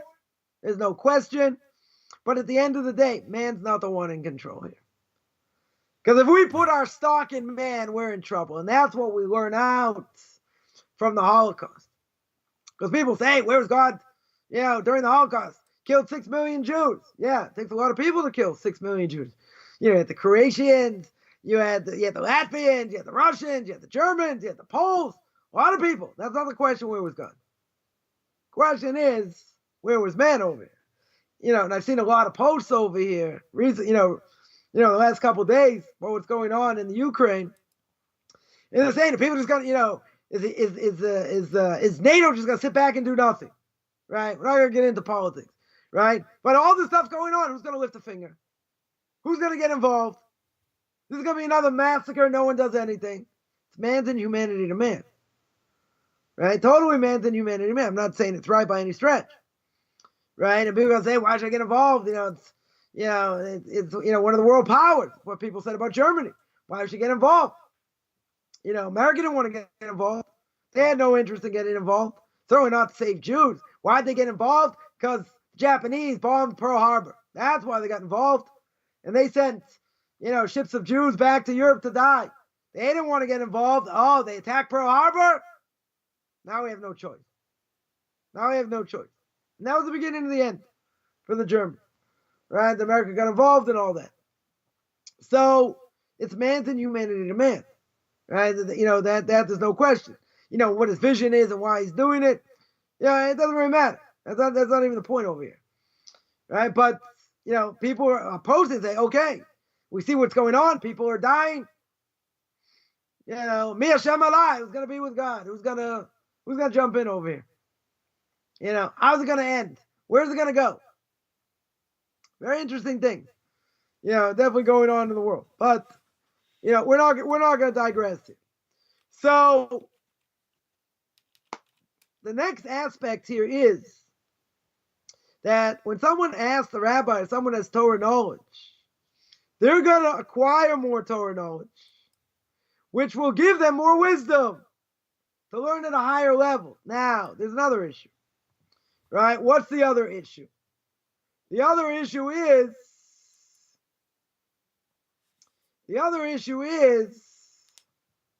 the person going to listen?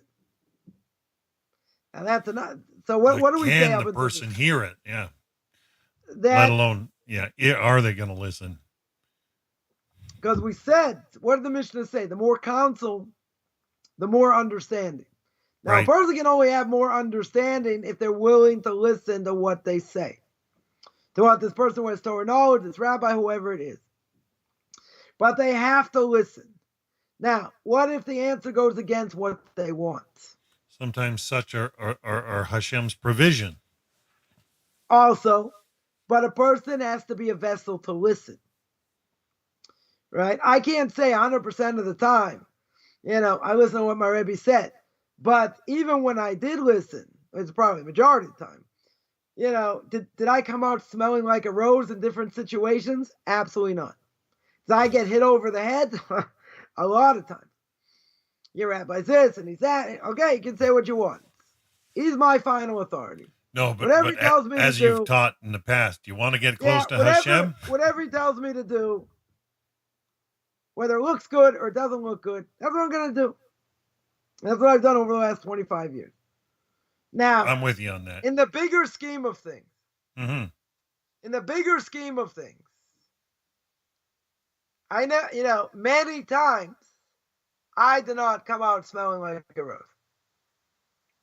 And that's not what the point is. The point is I have a question. And a lot, one of the reasons I'm able to help other people, because a lot of people have gone through similar things I myself have gone through, right? And people shouldn't make the same mistakes that I made, right? So, in a lot of things, I ask my Rebbe, okay, I'm put in this situation. It's a bad situation, but this is the situation I'm in, right? I didn't choose it. This is the situation. You tell me. I'm allowed to do it. I'm not allowed to do it. What are the ramifications, potential ramifications? And there were a number of things he told me which were hard to swallow. That were very, very hard to swallow. Now, you can say because you're stubborn. Okay, that's true. I will say, that I could be stubborn sometimes. That may be true. But at the same time, not everything we hear is easy to do. It's not easy to do because you're going to tick off family members, people you may work with. You're not going to be politically correct over here. And they're like, what? I spoke last week about how to deal with homosexuals, right? So, you're going to say, oh, you're homophobic. The Bible says you're not allowed to do it. If you're asking me my opinion, it's wrong. And then someone's going to say, so what do you think? Lesbian says, what do you think of my dress for the wedding? Now you got a problem. They're asking you a question. If they don't ask you a question, say, oh, we're getting married in 2 weeks. Okay. You don't have to answer. If they ask you a question, what do you think about this thing for my marriage? You got a problem. Because you can't placate them. You can't say it's okay. So you're going to say, what about giving a gift? Am I allowed to give a gift? From work. You can't go to the wedding for sure. Give a gift, also. Can't acknowledge. And into marriage. Is there any difference? Can you go to an intermarriage? No. So, someone's telling me, no, it depends. No, it doesn't depend. You represent Torah, simply an intermarriage. Worst thing you can do, according to Judaism, one of the huge, terrible things a person can do, they spit in God's face, and you want me as an Orthodox Jew to say it's okay. Right? Like I told the story. Not going to happen, is it? Where a friend of mine went to, sister's wedding, and she intermarried. He goes, but everyone knew I was there under protest. Eating your kosher food, dancing on the dance floor, under protest. Right now, there might be certain things. You were feigning your joy? Yeah, exactly. Right? There are certain things that, even if you don't want to go to, you may have an obligation to go to. Right? Let's say someone gets married, 2 Jews. 2 Jews get married. It's not going to be a kosher rabbi there. Or kosher witnesses. And it's going to be mixed dancing, a woman singer, and this and that. So what do? Woman singer, guy can't be there.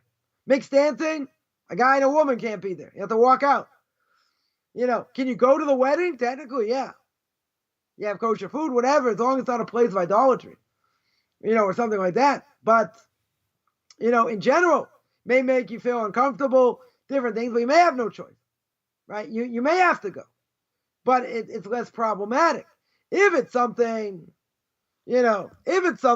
that's, it's idolatry, intermarriage, something much more severe. If you represent Torah, how in the world, first of all, how in the world can you go to it? And second of all, how could you even say it's a good thing? You can't. I've had people, upset with me for years because I refuse to acknowledge it. It's like, we're coming up to Purim soon. It's kind of like the story with Haman. Everyone bows down to him, etc., except one person. Except Mordechai Yehudi. Except Mordechai the Jew. He refused to bow. Now, other people may say, other rabbinical authorities may say, well, whether it was idolatry, he could have bowed down, whatever the case was. He got so incensed So incensed, not only does he want to kill Mordechai, he wants to kill all the Jews. He wants to kill all the Jews. Now, if you think about it, he had a lot of wealth. He had a lot of power. He had sons that were dukes in a lot of different places. He had a consolidation of power, money, everything combined. What does he care? One Jew refuses to bow. Because he knows deep down he's right. He knows deep down for 22 years he worked in a certain place as a barber, and that he was really a slave to Mordechai. He knows what the truth is. With all the money, all the power, it doesn't matter. Doesn't matter. Right? Same thing over here. A person could have a lot of money, could have wealth, could have everything going for themselves, and you, that one lone Jew, Noahide, whatever, does not agree with what everyone else says. Right? So if you think I'm a fanatic and I've been called a lot of things, probably 10 times worse, and to say you're a fanatic, it doesn't matter, so why are you getting so hot under the collar? Why do, if you don't care what I say, so why are you saying anything? Why do I see smoke coming out of your ears? Because I hit a raw nerve. Because I'm not going according to what everyone else says. I'm telling you what the Torah says. I'm telling you what 3,000 years of history say. Right? And what would Whoopi Goldberg say? Suck it up. What's the problem? What did I say? All right, what did I say wrong? What did I do wrong over here? What's the issue? Shouldn't be any issue. Oh, you know what the issue is? The issue is you don't like what I said because it hit a raw nerve. Right? 100% hit a raw nerve. That's why you don't like it. Okay? But if everyone else says it's okay, everyone else says it's okay, what's the problem? Problem is I struck a raw nerve. Right? So someone here points out, we mentioned before, if you can't respect or listen to rabbis as a convert, how are you ever going to convert? You're right. You're right. And one of the things rabbinical courts want to hear is that whatever the rabbis tell us to do, that's what we're going to do. That's what they want to hear. They don't want anyone saying anything to them what they think, and what how they're going to do things. They want to hear that I'm going to do what I'm going to do, meaning that I'm going to do what the rabbis tell us. Clear. But there are people that have a chip on their shoulder. They think they know better, and they cop an attitude, which, whatever, is a whole nother discussion. Someone that brings out just sort of the side point here, that if God decides our whole income around Rosh Hashanah Yom Kippur, but also can be dynamic with his judgment depending on our merits. Now keep in mind, it's judged on Rosh Hashanah, and the end is going to be on Yom Kippur. How much a person should make. Now, can that change? Can that change based on our actions? It could. If God thinks, you deserve more money, so you make more money, right? If not, then he'll make whatever a person's supposed to make. Now, how do I figure that out? So a person, at the end of the year, will see how much money they made, and then they'll see what to offset that. Let's say they buy a new computer, they had to go to the dentist, they had health, medical bills, etc. When you take up all the different things that they had to pay out, that's how much a person made. But the idea is that the amount they're going to make is fixed. Right. It's fixed. Now, can that change by your actions? It could change. It definitely could change. God wants you to have more. You could have more. Let's say, a person's slated to make, $70,000, $80,000. But guess what? They get an inheritance from somebody during that year for another 150.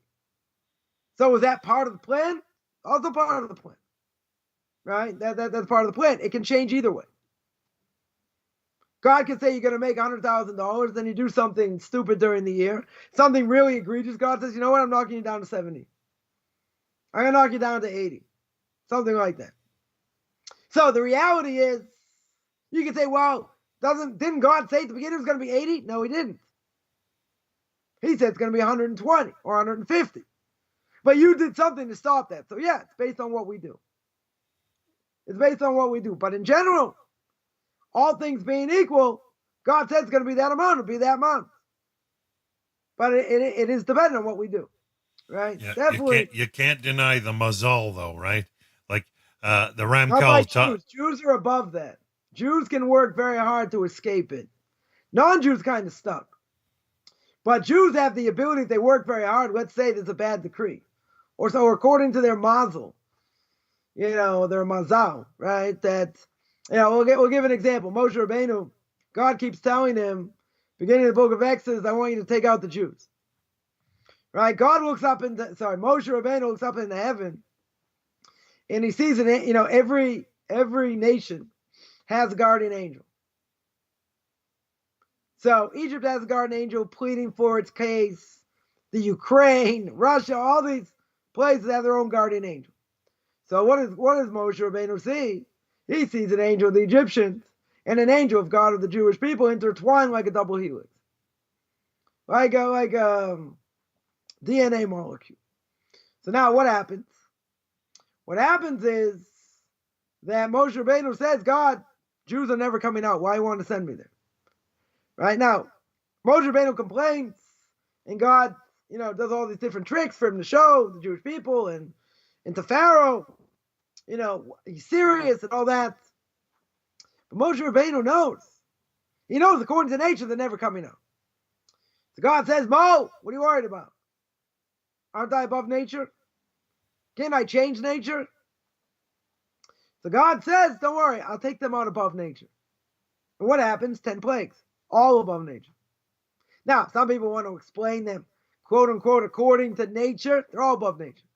They're all above nature in general. So that being the case, Moshe Rabbeinu says it's not going to happen according to nature. God says you're above the mazal. Since the Jewish people are above it, I can change it. They can fight it. Non-Jews don't have that luxury. But we have the ability to do that. Now, is that going to be easy? At the end of the Gemara of Tractate Shabbos, which Tosfos over there, one of the commentaries says, a Jew can fight it, they have to fight it really hard to change it. In other words, you could be born under a certain constellation, but you could have certain issues, but it could change. It could change with a lot of very hard work. Jews have that ability. Now, does that mean it's going to change? Doesn't mean that. But you have to work hard to try and change it. So now, as we mentioned, that a person is going to require more Torah knowledge because they've been given counsel, they're going to be given this understanding. Now, when we learn, what do we say in the paragraph before the Shema in the morning? We say Limod Lamed Lishmor V'Lasos. We say we should learn, we should teach if we have the ability to guard Torah, to keep the mitzvahs, Lishmor V'Lasos, and to do them. Now, if I'm learning and if I get this understanding, I have to put into practice. I have to listen. Right. So the more I'm asking questions, the more, and this is what I did with my Rebbe, I asked him everything, right? Even questions that probably, we'll say, a little bit below the belt in general, because I wanted to hear an answer, right? Which I wouldn't necessarily recommend most people to do. But in the end, there are answers that I got that I guarantee most people would never ask. But even so, whatever the answer is, you have to try and implement it into your life. If you're learning, I'm going to speak about this more tomorrow, much more in depth, even though I've spoken about it a lot. If you're learning Torah's like mathematics, which we've spoken about a lot, you're doing it by rote, that's akin to spiritual death. That 100% is akin to spiritual death. So therefore, you have to implement what you learn. And that's not so easy. I'm wondering with someone now passed to the just, Mesilas Yesharim, and there are certain things in there that are just hard to do. Right? They're very hard to do. One of them is, it says, obviously we understand if we have bad character traits, we have to work on fixing them up. That's very true. But what about good character traits? If I have a good character trait, and I know I do it well most of the time, the Ramchal there says an unbelievable novelty. He says you can also work on that. What do you mean I have to work on that? I already mastered it. Right? I'm already very good at it. He says it doesn't matter. If you have to work on bad character traits to become better, you want to work on good character traits that make you great. So he's telling you everything, right? As it says in the introduction, he's telling you everything you already know. He's not telling you things you don't know. You just forget. Now, we got to that point where we're learning, and I said this is a huge thing here. Because every time we got to work on bad character traits, we all know bad character traits we have. I can understand. If you're talking about making a good character trait better, who's going to want to do that? I'm already good at it. Right? It's not like I'm going down in that level. I may not be going up, but I'm certainly not going down. So why do I have to work on it? That's a huge novelty. Huge novelty. Because I would think that's something I don't have to work on. Now, if you tell me other things could cause me different problems with it, okay, that I can hear. But if I'm already doing well and I'm not worried about that, that's a huge thing. That's a huge thing. So when I ask the question or questions, you're right, I'm going to have more understanding. I'm going to have more clarity. But does that mean that the more clarity, the more understanding I have, doesn't mean I'm putting it in my life? Does it mean that I'm actively going to go through it and keep it and do it because I was giving this information? The tests usually come with it, though, doesn't it, though, Rabbi? The test of what you've just learned seems to always come after it. At least that's my experience. You learn something new, all of a sudden you go through something that puts it to the test. No, that's also true, right? Knowledge doesn't come out of nowhere, right? But it's not always so easy. It's not always so easy to put into action. Because we always say there's a disconnect from the brain to the heart. No, even your brain, right? Even if you walk through an airport, you go through, don't give me the metal. No, I was gonna say, I just want to know, do the metal detectors go off when you go through? Okay, no. In either case, right? If a person knows what to do, knowing what to do and doing it are two different things. Because you could be given certain knowledge, and now you understand, okay, this is what I have to do. Responsibility comes into play. Yeah, but it could be something you'd rather like chew on glass before you do it. You don't want to have to do it. For example, a person, may have to tell, family member, well, sorry, I can't do this. And the family member is going to go ballistic. They're going to go ballistic. You're never going to win the conversation. That. You're not going to win. It's only damage control. It's only damage control. Now, who wants to confront that issue? Now, some would say, you like to confront issues anyway. It's no big deal. If you have to, you have to. But there are people who don't want to make things uncomfortable. And sometimes, you know what? You just have to. There's no getting around the issue. In intermarriage, good example. Can't you find a way, be lenient, this, that? And we said 25 years ago, we made clear. Anyone, gets into marriage, we're not going to the wedding. That happened to be in the States. They would have to go to this wedding. We didn't go. Yeah, we got a lot of flack. What can I do? You can't turn the Torah into a pretzel. Can't do it. But can't you find a way? Can't this? No. We said there's no way. So there's no way. There's no way. Were there repercussions? Yeah. Were negative repercussions? Yeah. But you got to do what you got to do. It doesn't mean you come out smelling like a rose, but you know what? God gives you a wink. The angels give you a wink. They hold you up. They give you strength. Why? Because you stood up for what Torah stands for. You're not giving in to blackmail, compromise. You're doing what the Torah told you to do. Yeah, again, in this case, you had no choice. You had no choice. And, who's going to pat you on the back for that? What family member is going to pat you on the back for that? Nobody. You're going to say, wow, we're so happy you have principles. I hear that. I got flack up the gazoo. Should that. It's consistent, isn't it? It's consistent, but you don't like it, okay? If it would say, go eat kugel. So what? You don't like it. Okay. You got to be sympathetic. You have to empathize, and I understand. It's a hard thing, for you to deal with, but we cannot compromise. This is something we cannot compromise on. And that's it. Could you get a lot of flack for it? Oh, yeah. Right? But if there's no other way out, I can say in my own life, I've been given the hand that God wanted me to have. And there are many times, I didn't come out smelling like a rose at all. I stuck to my guns. I said, this is what I'm doing. That's it. You're stubborn. You're this. You cannot turn the Torah into a pretzel. Well, we're glad you took the stand you did, Rabbi. Forbidden. There are things that are forbidden you cannot get around. If there's a leniency, this, that, you may not want to get around it, but certain things you might be able to get around. There are certain things you cannot get around. There's just no way around it. So what are you supposed to do? There's nothing to do. So what do I call it in my language? Damage control. That's all you can do.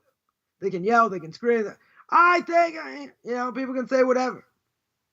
Sticks and stones. You're not going to win. You're not going to win.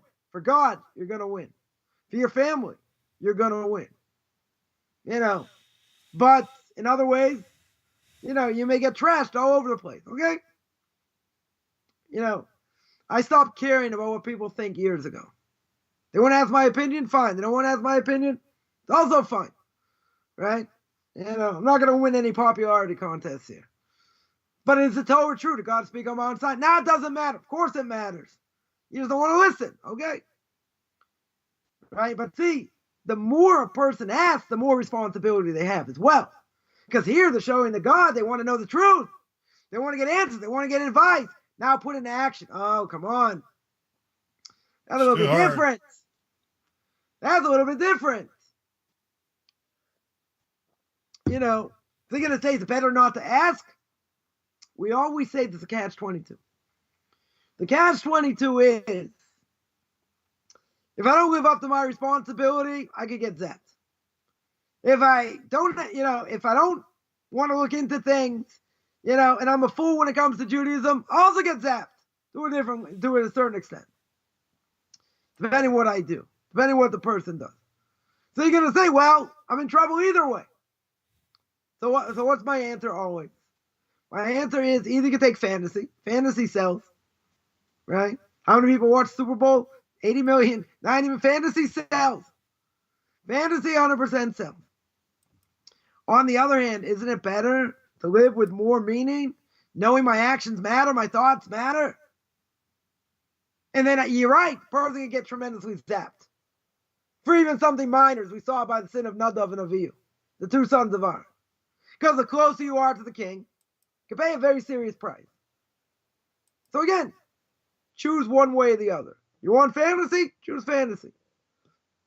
You want to be part of the real deal? There are repercussions. There are repercussions across the board. And that makes life worth more living. Or more worth living. Why? Because it does. Because that means I'm totally responsible.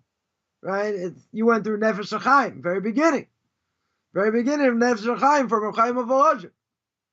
Right? Famous student of the Vilna Gaon more than 250 years ago. Stated clear, my actions matter. This world, the next world. Tremendous repercussions. Right? He goes through a chapter there speaking about Adam and Eve. That changed history. I, Adam, thought, I'll take the evil inside of me. Right? And every time I do the right thing, exponentially I get rewards. And if I do the wrong thing, God forbid, debase the body, debase the soul. God, it's a great idea. There's only one problem. That's heresy. That's what I created the world for. You're right. I don't disagree, but that means that's heresy. Can't reinvent the wheel. Can't think I know better over here, even though there are people that do. Even though people think they know better. Be that as it may. Be that as it may, a person has to eat humble pie. They may have to eat humble pie. And I'll tell you a story that happened to me yesterday. Talk about on Friday, or Thursday. Talk about eating humble pie. I had a problem with my car. It took 2 weeks to get the part. Had a leak in the water. So I had to get another part to make sure it didn't leak, whatever. And it said, the next day, open up the hood, and just check to see if the water's there, see if it went down. So I said, fine. So I was taking one of my kids, going to go shopping. On Thursday, open up the hood, it's empty. I said, you got to be kidding. A car's in shop for 2 weeks, and the thing is empty. I said, okay, I'll bring it back. I'll bring it back. Hopefully it's not going to smoke in, whatever. It's a 2-minute ride, 5-minute ride. So fine. So I dropped my daughter off at the supermarket. I said, I'll be back hopefully quickly. So I get there. The guy who dealt with it wasn't there. Well, someone else was there. So I said, I thought you guys fixed this. So what are you talking about? So I told him the issue. He goes, okay, open the hood. I open up the hood. He said, what are you talking about? It's full. He goes, what are you telling me it's empty? It's full. And I look in. I said, what are you talking about? It's empty. I don't see anything in there. Right? And he shook it a little bit. And all of a sudden you see all the liquid moving. Now, normally when you can put water in, at least here, like it's either green or red. Right? So you can see by the line, you can see. Because, it's not like watercolor. No, right? It's coolant. So by watercolor, I look in, I didn't see anything. But it's the same, it was felt like an absolute fool. He's like, you should have a safe trip. I'm like, thank you very much. Right? So, God can make us look very foolish. Extremely foolish. But we can, we can be we do it to ourselves foolish as well. Yeah, we can be extremely foolish in spiritual terms as well. People don't like to hear what the truth is. I don't think anybody likes to be. It's like you didn't know. Right. I don't think people like to hear. People like to hear things they do wrong, even if the other person's 100% right. I don't think people do not want to hear it. Hear Musar. They'll justify it. They'll this. They'll that. Whatever the case is. Right? Sometimes, even if we go for counsel, and it does open up our minds, and we do understand what we're supposed to do. You think standing up to family is an easy thing? It's not an easy thing. To me, I've done it a lot, so it's not, not the end of the world, but it's painful. People are going to say you're a fanatic, you're this, you're that, and, it makes you second guess. And it makes you second guess the advice you got.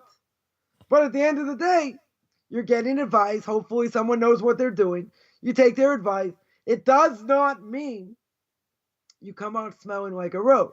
What it does mean, though, is like in my case, is, stuff that I went through, and I verified, can I do this? Can I do that? Can I do the other thing? In different circumstances, I can now give advice to others because I can tell the advice that my Rebbe gave to me or other rabbis gave to me. And you lived it. Now again, is it going to be popular? Not necessarily. Doesn't necessarily mean it's going to be popular.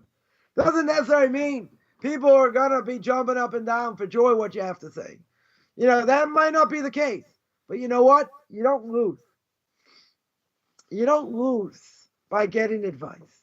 What you lose by is getting advice and not listening. Right? You may gather more understanding. You may have a heck of a lot more understanding. But if you don't go through with it further, then why'd you ask the question? Rabbi, what about stubbornness? Those that don't want to hear the advice and literally close their ears to it. What have you got to say on people that are like that? I mean, it's the stubbornness is a good character trait if it helps you in sticking up for Torah and not listening to others, right, that go against what Torah says. So stubbornness can be very good. On the other hand, someone who's stubborn and refuses to listen Cement either to head. what the rabbis say, Yeah. to what the Torah says, I can promise, without a vow over here, I can promise they'll never get anywhere in Torah. If they say, I know better, this is only a rabbi, what do I have to listen to him for? What does he know? And how many times I heard people say, God's going to tell me. Okay, good, he will. Is that going to help anything? Not going to help anything. Not going to help anything. Now, can someone have cognitive dissonance? And totally not Conflicting. listen. Cognitive dissonance becomes, And not want to listen and do things. Listen, sometimes when it comes to getting advice, the advice hits you right here. It hits you right in the middle. And like Mike Tyson in his prime. Exactly. In the day, back in the day, boom, right? So you're sitting there and you're like, are you serious? This is what you want me to do. You basically want me to go and walk on water. That's what you want me to do. You don't have a choice, right? If you don't, in the case where you don't have a choice, this is what you have to do. And right? You stand up to intermarriage. Tell a family member you can't go to the wedding. They're going to use you like Mike Tyson. They're going to use you like a punching bag. They're going to say your rabbis are this. They're going to say you're this. And if you were a Sikh or a Hindu, I think they have a little more respect. A little more respect. The fact that you're a Jew, they have no respect for Judaism. So they're not going to respect you, right? Which is a hard thing in other ways. But the point is, now you're going into a lion's den. That you're going to get yelled at potentially, screamed at, be made fun of, maybe be called names, be cursed. Maybe they're going to curse you also. Does that change anything? It doesn't change anything. Who wants to do that? Unless you're a person who just loves fighting with others.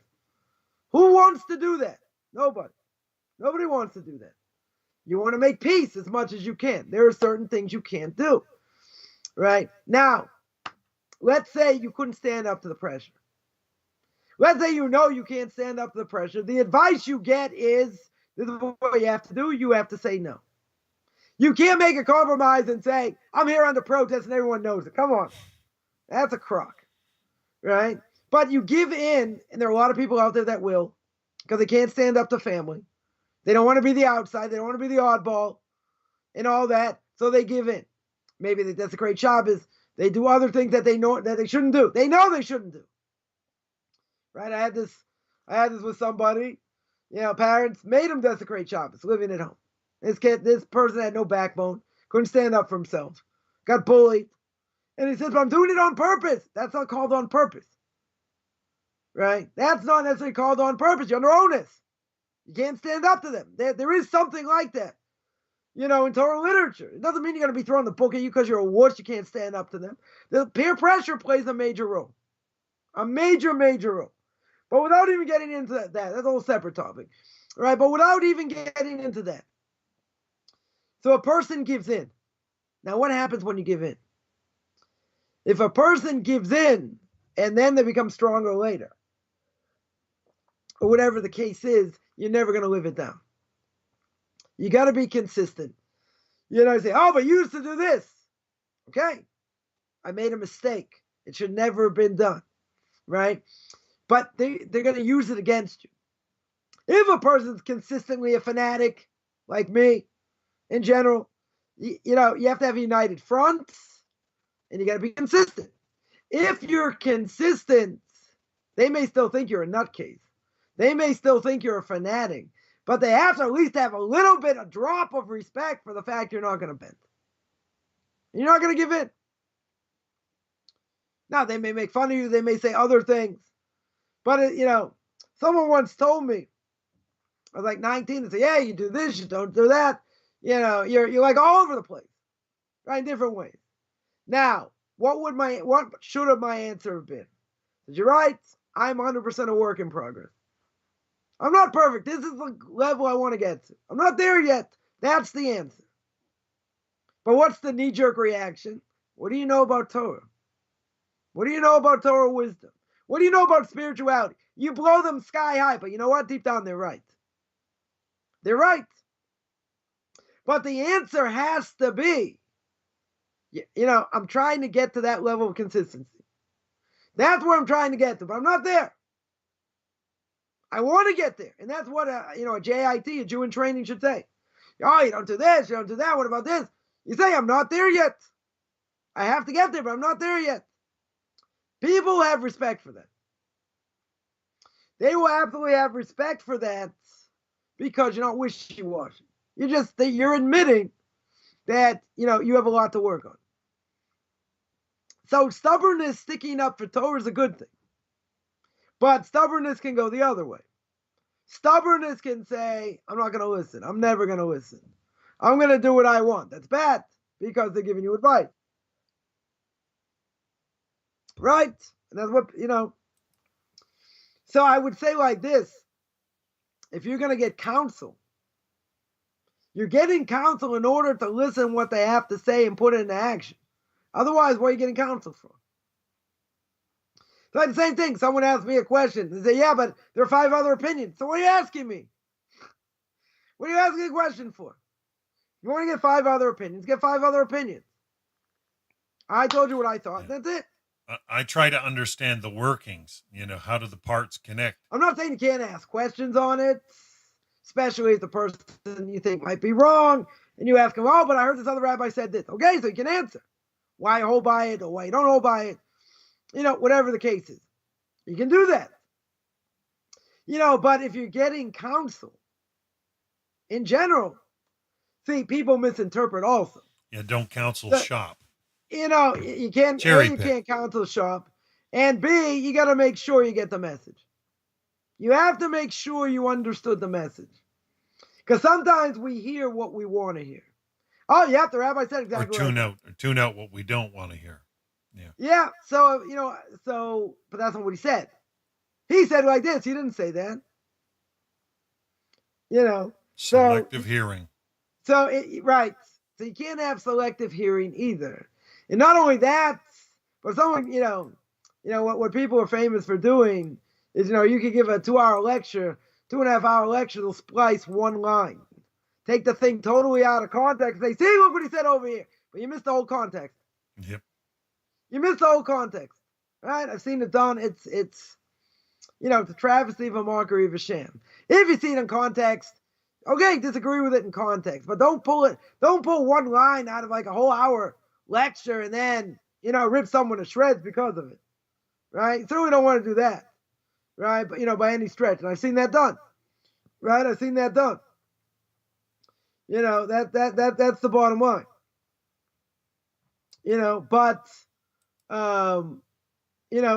People have, as you mentioned, selective hearing, or they hear, someone say X, they hear someone else say against it, let's say, and they don't like that.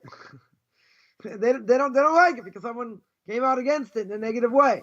So they don't want to stand out. They don't want to whatever, right? There are issues. There are different issues. But I would say if you're asking the question, A, you have to hear the answer in full. B, you have to do what they say, unless you find someone who totally contradicts it, or they made a serious mistake, or whatever. But again, the question is, why are you asking? We're learning Torah for the sake of implementing what it says. Not for, I'll think about it. This is very interesting. Like, I had a relative once say, give me an answer why you're not allowed to wear wool and linen together. Right? I.e. shatnez. So I said it's a chok. It's something we don't necessarily understand. He said, what? If you can't give me an answer, why should I keep it? And I said, if I give an answer, you'll keep it? They're not interested. They just threw it back. I said, I give you 10 different answers. You give me an answer why I don't like any of them. Right? So there are people that ask questions to ask questions.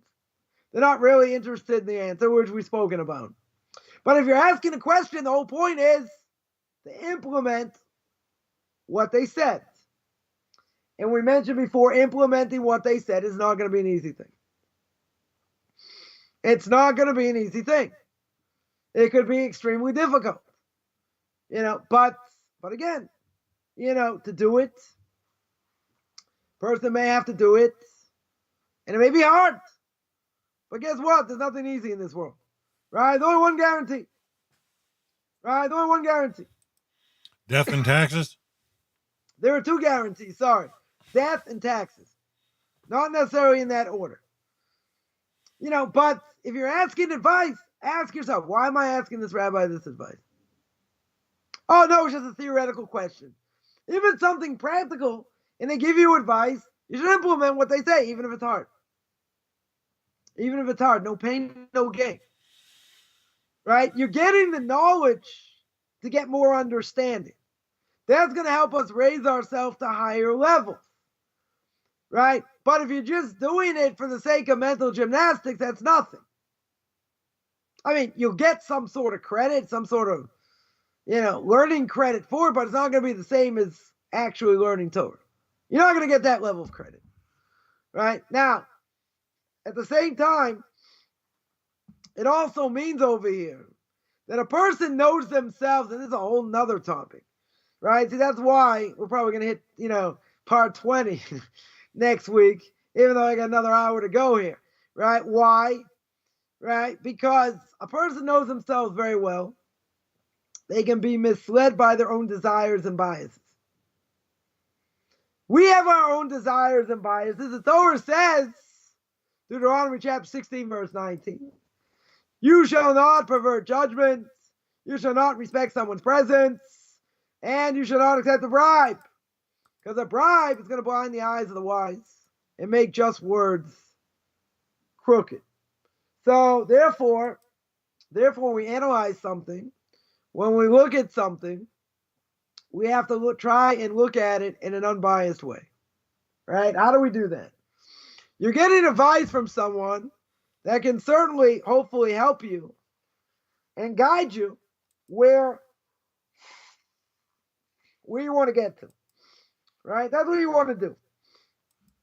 You want to be guided to know what to do. Now, the problem is we have selective hearing. We have our own biases. And we drive ourselves, which blind our eyes. We're going to blind ourselves based on where we want to go. How far we want to go. Because a person can go to a great rabbi and guess what? They take what they say out totally out of context. In different ways. Or they hear one thing. But they interpret it in a different way. And that you can't do. Because if you go to a great rabbi, you can't distort what they say. You got to be careful. You have to very well be careful. But the issue is, we have different biases. We have different desires. And they take us in many different directions. So when we want to get advice, we're getting advice from someone who should be impartial. They should be impartial. If they're not impartial, you got to get someone else. You don't want to go to someone just to hear what you want to hear. You want someone to give over what you need to do, and they don't care. They're just going to tell you what to do. Right? They have to be someone who's impartial. But they have to know the whole picture. They have to know how to give advice. They have to know the whole picture. Right? So here we can blind ourselves. We very much can blind ourselves. And we're, the Mishna Pirkei Avot later, again, it'll probably be about 97 when we get there. And that says, who's the truly free person? 5th chapter, I think. Who's the truly free person? One who learns Torah. Because someone who's enslaved to desire and enslaved to their own biases, they can't get out of it. They have a certain agenda, certain mind frame. Unless something like an atomic bomb goes off or something that changes your mind or something like that, you're in a certain groove. because you're in that certain group, it's not going to change. It's certainly not going to change. I always say, I grew up in Massachusetts. I grew up in Boston, outside of Boston. So Massachusetts is a very, very liberal state. Always Democratic. Never Republican. Always Democratic. So I always say if I didn't become an Orthodox Jew, I'd be a diehard liberal. Nothing to talk about. That's the way I was brought up. That's the way I was taught to think, in different ways. Diehard liberal. Now, if I didn't get the Torah and mitzvahs, would that change? Wouldn't have changed. I could have been a big advocate for the LGBT community, count women in Judaism, other things, because you don't know any better. Because you have those biases, right? You have your own desires. So the only, like someone say, that's the way you look at things. That's your opinion. You're right, but I got 3,000 years of Jewish history behind me. Not just my opinion. Right. So 3,000 years of being brainwashed. Okay, whatever. You have a couple hundred years at best of stuff you don't even believe in anyway, right? But a person has an agenda. That's what it means. You're misled by your own desires, by your own agenda. Didn't Haman get killed that way? Because at the end, Achashverosh and Haman are two peas in a pod. There's no way no way Achashverosh wants to kill him until he feels threatened. Till he sees, the tree, 100 cubits high that, he wanted to kill, Haman wanted to kill Mordechai. So then he felt threatened. Yeah, but Haman got killed by his own motto. What happened? Comes back in. Achashverosh goes out and he sees his whole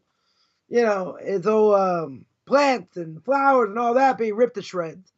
And he gets angry and angrier. And he comes in and he sees Haman on his wife's bed, right on her couch. And he's pinned down by angels. God opens his eyes. The only problem with Haman is he doesn't believe in supernatural. So what's he going to say? I'm being pinned down by angels? He can't say that. So he's killed by his own motto. Destroyed by his own motto. Aren't people themselves destroyed by their own agenda? You see it in sports all the time. See it all the time. People destroy themselves. They do a good job by themselves. They don't need extra help. Get someone who sucker punches his girlfriend, drags her into an elevator, right? All over the place, goes viral. Person ever play football again? Never. People do it to themselves. They get killed by their own motto. That's what happens. So a person steeped in their own desires, in their own biases, what happens? Very hard to get out of.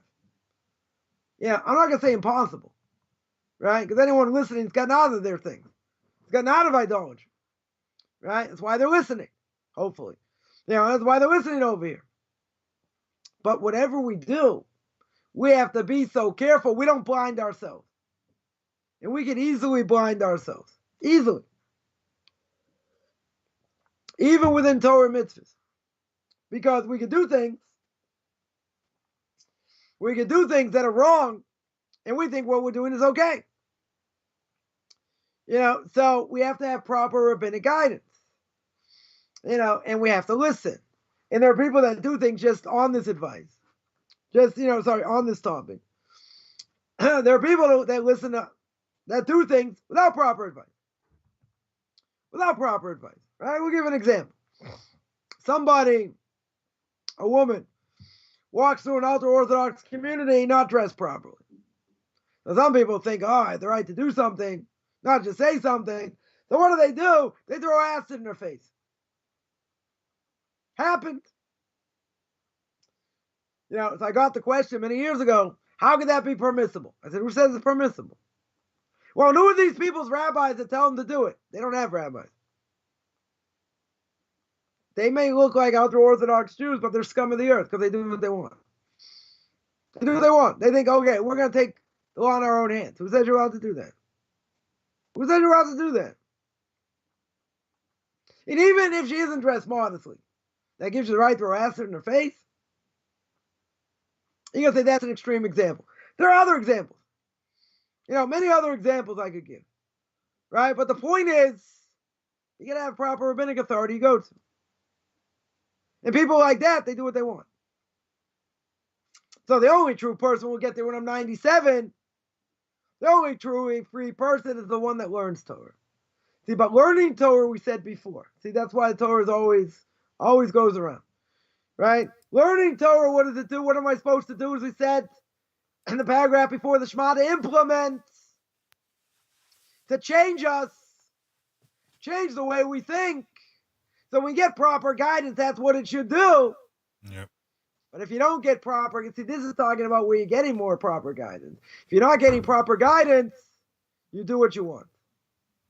Right? That's what you do. You 100% do what you want. And when you do what you want, what happens? Nothing good comes out of it. Nothing good will come out of it. Because you think you know better. And even a person thinks let's say they know better. Let's say they know the right thing to do. They don't do it or whatever. And they don't listen. Right? You know, as I've heard people say, I should not have done this when I was younger. You know, even though I was more curious, you know, and all that. I should never have done it. Why? Because it had an effect later. I didn't listen. Because you were a teenager. Or whatever the case is. Didn't want to listen. But they knew. You know, they knew in the long run, probably not a good thing. But you know what? You know, things that are forbidden are the most sweet. You know, when a person's a teenager, they don't look to the future. They don't think about the future. They just do what they do. Yeah. Right? They don't think about repercussions. We call them mouth breathers here. So the problem is that, you know, this is the other side. And the other side is people who don't go, you know, don't ask counsel. They don't want, you know why? They don't want to listen. They're not interested in listening. What are they interested in doing? Whatever they want to do. This is the way they deal with it. I'm not going to listen to a rabbi. I'm not going to listen to this. Not going to listen to that. You know, in the end, you know, you may have to pick them off the floor, right? You know, before they finally decide, okay, now I think I should get advice. Now I think I should get some help over here. But what do? It blinds them. Their own biases, their own desires. They blind the person, right? And when we're blinded, we can't make decisions. We can't make good decisions, right? We can't make decisions at all, right? We're blinded. So now, the $1.5 million question, because we're upping the ante, is how do I not get blinded? How do I not give in to my desires and my biases? So that's a whole nother discussion. Because there are things that we know are bad for us. We still may do it, as, you know, we mentioned, you know, my Rebbe heard this lecture about the, you know, terrible things about smoking. And the person gave a lecture for an hour many, many years ago. And the person afterwards lit up a cigarette. The Rebbe asked him, what are you doing? So he said, you know, I know it's bad and I know it's going to take years off my life, but I enjoy it too much. The person can be so steeped in, then what happens? Their desires destroy them. You know, it doesn't mean that they're always going to give in. No. But see, there's a 2-word idea that most people never hear of and never want to hear of. You know what that's called? It's called touchdown point F. No, it's called self-discipline. Self-discipline. People think self-discipline is like, you know, being aesthetic, you know, rolling around on the ground in the snow, you know, to show how holy they are. Come on, you did Path of the Just. What does the Ramchal there say? That's a big mistake. You're a fool. That's not what you're supposed to do. Right? So a person gets caught up. They get caught up in all these things, even if they're bad for them. Even if they're bad for them. Why? Because they don't have self-discipline. They don't want to have self-discipline. They don't want to be a slave to anything else except themselves. Right? Oh, be an Orthodox Jew. You're going to tell me, I can't rip toilet paper on Shabbos, and I can't do this, and I can't do that, and all these other things. I'm going to do what I want. You're right. You know why you're going to do what you want? Because you don't have no discipline. You like it because you like discipline. No, I like it because God tells me it's what I have to do. That's my obligation. I have to understand it. I have to understand it to a higher level. Why I'm not allowed to do it. People do not, A, want to be told what to do. B, be told what they do is wrong. And 3 is, why in the world would I ever want to be self-disciplined over here? I'll give an example. Someone told one of my kids, or told us, that for a child, around the age of education, 5 or 6, they have to start separating from milk and meat. Meaning, they have to eat meat, they have to wait at least an hour, at least an hour between milk and meat. Meat and milk, right? We hold this really 6 hours. We're into the 6th hour, but you have to educate your children. You can't just tell them when they're 12. You have to educate them. So you have to stop them. Someone says that, what a terrible thing. What a terrible thing. Child wants to eat ice cream. Well, too bad. There are laws saying that I have to educate my kid. Right? I can't just let them eat milk right after meat. Not allowed to do that. I have to educate them when they're an educatable age. Technically speaking, when they're much younger, I don't have to. They eat meat, they can wash out their mouth, eat milk right away. But once they become educatable age, can't do that. Right? But, so somebody says, come on. It's only a little child. It's not fair. They're missing out. They're not missing out. What are they missing out on? So they'll wait. And what do they throw a tantrum? So let them throw a tantrum. God comes before anything else. And we have to show discipline. So there are people out there saying, I'll never be disciplined. I'm not disciplinable. Not true. You just don't want to be. Right? People do not want to be told what they do. What to do, and not only that, what they do is wrong. They don't want to hear it. They're not interested in hearing it. So people will do whatever their desires tell them. So they're not obligated to what God wants. They're obligated to what their desires tell them. Which is worse, because desires change, or they get worse, or whatever. So they are slaves to themselves, to this world. And we're slaves to God. Very good. It takes discipline. I always say, if you have to wait 6 hours between meat and milk, or not to eat part of chocolate, bittersweet chocolate. Some people say, I don't like bittersweet chocolate. Okay, so you have to wait. You have to wait.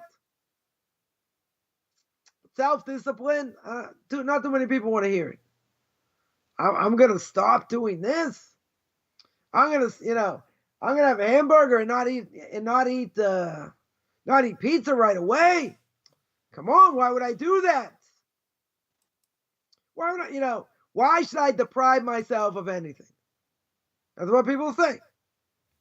Oh, you like these laws, these antiquated laws, this, that. Yeah, love it. You don't understand anything about it, so make fun of it. Go ahead and make fun of it. But the people don't have self-discipline. They don't want to be hedonistic. They are 100% hedonistic.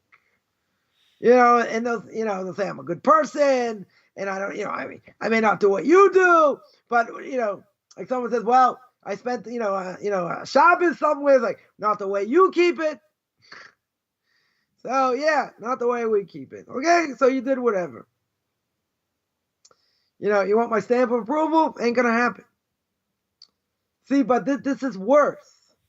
Because when a person's steeped in desire, and you just keep doing it over and over and over again, it's very, very hard to fix. Oh, Rabbi, that's exactly the case in this new job of mine. I'm dealing with these drug addicts, and I'll tell you, what you're saying is exactly what they go through. They just want what they want, and if you have it, they think they're entitled to it. And they may admit, it's probably going to kill me, or it's probably this, but, it's their body telling them you can't live without it. When the body tells you can't live without it, then the body's in control. Totally in control. But it turns the body against itself. Right. It turns the body against itself. And then what do? They end up dying of an overdose. Right? A lot of them. They'll end up dying of an overdose. Because they can't live Isn't without that the nature of the Yetzer Hara? They kill the host and itself. That's what the Yetzer Hara wants. Right? The evil inclination wants to destroy us. Make us do what we don't want to do. But, the Yetzer Hara is not going to come out and say, I want you to do drugs right now. Because we're not going to listen. I want you to desecrate Shabbos. Not going to happen. But what happens? What ends up happening is, you get once the Yetzer Hara, the evil inclination, puts a little bit of a hole in your armor. That's all it needs, is that hole. Once you have that hole, it festers. And it can stay there. It can stay there for a long time. And then a person does something else, the hole gets a little bit bigger. Gets a little bit bigger over time. And again, it could fester over a long period of time. Not a short period of time here. And then eventually what happens? Next thing you know, you're texting on Shabbos. Next thing you know, you're desecrating Shabbos. It didn't happen automatic. It didn't happen at the outset. A little bit of this, a little bit of that, a little bit of the other thing. It could happen in a short amount of time. It could happen over a longer period of time. Person can fight it, try other things, this, that, and then get sucked in. Now, once you get sucked in, the problem is like trying to climb out of quicksand. That's what it's like. And it's very hard. Wow. Because the more things we do to ourselves that are bad, the worse off it is. Because, even let's say over a certain amount of time, person worked on things, he gets stressed out, other things falls right back in. May not be 100%, but once you fall in, you fall in. And then you got to dig yourself out, you got to make, more boundaries. People say, come on, this is fanaticism 101. You say it's either this way or that way. There's nothing in between here. There is gray area. I'm not going to say none. But in general, once you allow certain things to happen, it spirals. It spirals out of control, and then you can't stop it. Then it becomes, we mentioned this before, becomes part of your psyche. Once it becomes part of your psyche, much harder to fight. Much, much harder to fight. So again, a person can do something. I'll give you an example. We said a person can be misled by their own desires. So let's say in spiritual terms, I've gotten this question before. People say, I want to wake up in the middle of the night and I want to say Tikkun Chatzos. What is Tikkun Chatzos? It's all these penitential prayers about destruction of the temple. Right? It's a valid thing. Only problem is it's got the power in the middle of the night. Now, if you get up in the middle of the night, mess up your day. So the evil inclination says, right, comes on the Yetzer Hara and says, yeah, you're going to sit on the ground, you're going to wail about the Beis HaMikdash, the destruction of the temple, all these things going to make you on a high spiritual level, this and that. So, yeah, let's do it. And then you spend 2 days in bed because you messed up your sleeping system. Says Rav Victor Miller, blessed memory. Someone asked this question about saying Tikkun Chatzos. He says, right before you go to sleep, 5 minutes. Sit on the ground, think about it, go to sleep. That's for us. But a person going to do things at a higher level, which may be a good thing, but it may get you may get you problems in other ways. Right now, if you can't stay awake, you can't learn. So no, not you. I mean, in general, that, if a person stays up, if they end up staying up and they want to say Tikkun Chatzos, it's going to mess them up sleeping. And, and if you don't sleep enough, you can't learn. You're not going to be able to learn. Oh, but the Yetzer Hara is coming from a good place. Why don't you help, raise yourself to a higher awareness and all that? No. It's not coming from a good place. It's convincing you what you might want to hear, which is going to be detrimental to what you want to do. Right. Well said. So a person has to be careful. It may look good on paper. It may help you in other ways, but you're going to lose in other ways. You're going to lose in other ways. Deceitful, yeah. And I had somebody tell me they can handle it, they're this or that. So I told them what Victor Miller said. They did what they wanted to do. So I said, I'm not going to tell you it's a good thing, because most people, first of all, most people don't do it. They don't do it because, again, it messes up your schedule. If you're up in the middle of the night, you're going to do it. You know, you got other ways to offset it. You may take a nap during the day, this, that. In the long run, it's still not a good thing. Because it's going to get you. Eventually, you're just going to be too tired. Yep. You know, it's going to get you in other ways that are going to have more negative effects. Right? They're going to have negative physical effects. Yeah, be negative physical effects, you know, etc. Heart problems, something else. You know, so we can be blinded. We can be blinded by what we think is right. We can be blinded, you know, by creating an answer that the person didn't say, but you know, we ad-lib it because, you know, it makes us feel better. But they didn't say it. So you have to take what they say and put it into action. Not, you know, a person that you mentioned, we cannot have selective hearing. If you have selective hearing, then why are you getting advice for? You got to take what they say. You got to listen. And if you don't listen, you should be getting advice. You're going to say, but isn't it worthwhile to get advice even if I don't listen? I don't know. Why? If you're not going to process it, you're not going to put it into action. Yeah. Right? If you're not going to do that, it's like, you know, it's like someone giving you an answer, you stick your fingers in your ears. I don't have to listen. I don't have to do anything. I'm not obligated over here, and you can come up with 20 different reasons. But we're very good. You know, we're very good at saying things that are not good. Why? Because we convince ourselves. We convince ourselves we know what we're doing. We convince ourselves that this is the right thing. The problem is, it's probably the wrong thing. Right? It's probably not good. Right? So if that's the case, we have to know, you know, where to get the information from, who to get the information from, and we have to be able to listen. You know, 100%, you know, we have to be able to listen. And if we're not going to listen, then you're going to do what you want to do anyway. And if you do what you want to do, then this doesn't apply. This is not about getting counsel. It's about listening to what you want to hear. Right? And that doesn't go. It's not going to go. Right? 100% it's not going to go because you're not willing to take the advice. You're not willing to listen. So again, I would say in theory, it's very nice. It's very nice. You know, someone may want to get more understanding, you know, get more counsel. Problem is, you got to listen. You know, and if you're not going to listen, then what does that mean? It means you're going to do what you want to do anyway.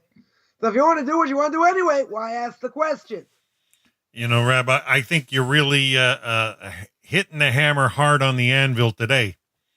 It's the truth of the matter for sure. I mean, you know, if you want to get to a higher level in anything you do, whether it's in business, whether it's in spiritual terms, and you're going to go to a mentor or somebody, you have to listen to what they say. You can't reinvent the wheel. If something's been working for 20 years, 30 years, 50 years, you say, you know what, I got an innovation, 3,000. and this is going to work. Why are you going to reinvent the wheel? Because you think you know better. You can think what you want. Well, people have but the errant drive to want to remain. I mean, leave something that is of them. They want to leave that signature. you're right. But you know, if something has worked and you're just a cog in the wheel, and this is something that's worked and it's proven over time, you're right. You want to put your own stamp on it. But to what extent? Yeah. My question would be, to what extent? In other words, you could be totally unsuccessful. You could override and undo all the good that you were taught before. And maybe cause harm, like you've said. Yeah. And not only that, you won't be successful because you think you understand better. And one of the things, my Rebbe ingrained in me was, the whole thing about politics and other things I used to be into, a lot. And he's like, it doesn't matter. God's the one in charge. And in 10 lifetimes, you're probably not going to understand how it works anyway. Right? So if you're happy with the way God runs the world 95% of the time, forget about everything else. Like, no, but it's this. I want it. Forget about it. Doesn't matter. Right? In the case of business, if you're doing something that works, you don't change it. Right. Unless it doesn't work anymore. That's a different issue. Right? But if it continues to work and you want to reinvent the wheel, you're going to lose. Potentially, you can lose. Right? Potentially, you can make a lot more quickly, maybe. But what could happen on the other end? The other end is you can build up something and get destroyed. And then it doesn't work, and then what? Right? And then you're back to square one. Yeah, so, old board game, Chutes and Ladders. You're always going back to the start. Right? You have to take things, the way they are. Get the advice that a person needs, and then you implement whatever that advice is. Right? Because if you're gaining understanding, and now you're at a higher level, so now it's not about mental gymnastics. Being at a higher level, what does that do? That makes me understand Torah more. It makes me understand what God wants from me more. It makes me understand the way the world works more. And what my level of observance is going to be. That's what it's going to do. But you see, if you're not going to take that advice, you're not going to have that understanding. Because then it's all mental gymnastics. And we mentioned this many times. I'm going to speak about it more tomorrow. Mental gymnastics doesn't do diddly squat, my language, if you don't put it into action. If you don't put it into action, then you're nothing more than an overintelligent monkey. That's all you are. That's all you are, because it doesn't affect my life. How can Torah not affect my life? Torah affects everything I do. Affects everything I do. Affects the way I should speak, the way I should act, right? All these different things. How can it not affect? You can say, no, but I get so much enjoyment, but I don't want to have any part of these other things. What do you mean? It goes hand in hand.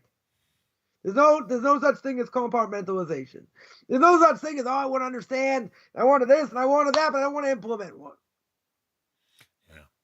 I find you get accountable and you have to. That's like taking all these different parts, putting them together and say, no, I'm not going to connect them. I'm not going to put the battery in. Well, you know what? If you don't put the battery in, the thing ain't going to work. It's totally not going to work. No, but it's about the thrill. Your cell phone needs a charging, yeah. You're not going to get anywhere. Person can have, encyclopedic knowledge. But if the character traits are bad, then it's not worth anything. Right? It's totally not worth anything. They're going to think they know better, they understand better, but the reality is they got an ego, yay big, right? Bigger than the universe itself. And they're not going to, I know plenty of people like that. They got their own ideas, their own egos. They got their own egos, you can't change them. They're never going to change. Okay? Right? So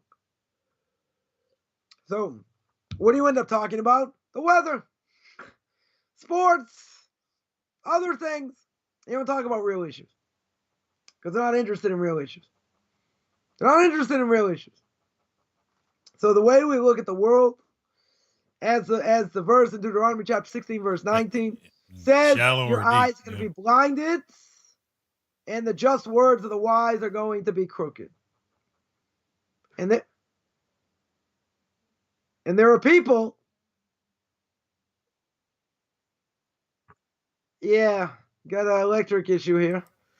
I don't know. At least your just went out. computer's still playing fine. Yeah, we still getting you Okay, streamed. that's good. Perfect. So it's good to see me in the dark. Ooh, You're glowing. Anyway, keep going. So, the idea over here is that if you're going to learn at a higher level, that means we have greater obligation. Oh, there we go. That means you're going to have greater obligation. And what does greater obligation mean? I'm liable for more things. Many more things. And if that's the case, again, I would put all the money I don't have down saying people would rather have reality, knowing that they may get punished more severely for things they do, rather than live fantasy. But living reality is a hard thing.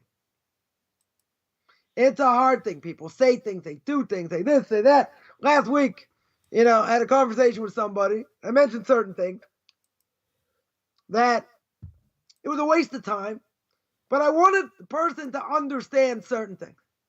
And now I understood it was a waste of time, but I wanted to hear something. Something. You were talking to a brick wall? Went over the head. They're never going to see it in 10 lifetimes. It's never going to happen. Someone said, so why'd you even bother? You're right, but I wanted the person to feel a little bit guilty. Whether it's right or wrong, whatever, I wanted the person to feel a little bit guilty. And they didn't. Not only, they didn't say anything. It just sort of went straight over there. Wow, that's so interesting. Boom. Gone. Right? So, am I ever going to bring the conversation up again? No. A waste of time. 100% a waste of time. Right? So, you're going to say, what about people like that? People have their own agenda. We mentioned many times. People say things, they do things.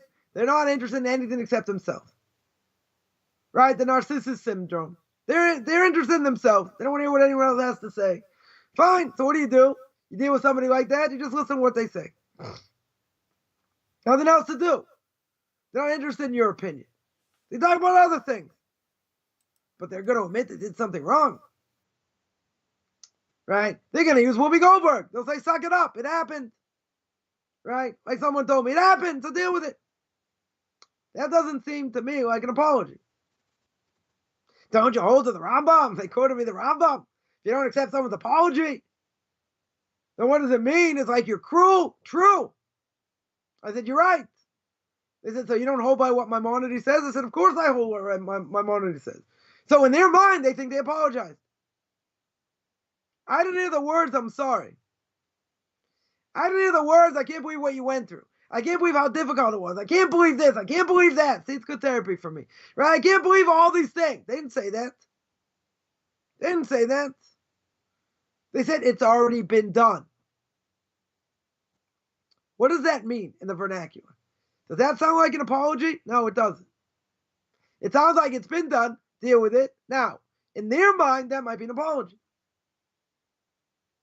I wasn't letting it go that far. I wasn't letting it go that far. And I said, if you want to apologize, I want to hear the words.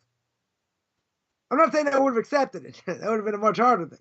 Right? But I didn't hear those words. So people have their own agenda. They have their own ideas. And then they're going to use the Torah. And then they're going to use the Torah against me. No, you're not. I know what the Torah says. Right? Now, if they would have come to me and really apologized and really felt bad. So, at that point, I'd have to accept that apology. If I could really uproot all the anger and other things. And God didn't put me in that situation. Because God's never going to put a person in a situation they can't handle. But I guarantee if I was in that situation, I'm not going to say what it is, because I'm not going to put my dirty laundry out there. Right? But if I was ever put in that situation, I guarantee you tomorrow, within hours, Messiah would come. Now, why do I say that? Because it's something that goes so much against my grain that it's something that's so hard that the angel would say, okay, God, you got to let him go here. You got to let the Messiah go. Look what this person just did. You got to let it go. Right? Now, I'm not saying because it's me and whatever. It's a hard situation, very hard situation. I would say an impossible situation at that point. So God didn't put me through it. But if I had to go through it, it would be, to really uproot it, that'd be very hard. Very, very hard. You're going to say, all right, but don't you have to love your brother like yourself? You're right. 100%. For someone that's something so egregious, they killed your child, God forbid, on purpose. And they didn't care about what you thought.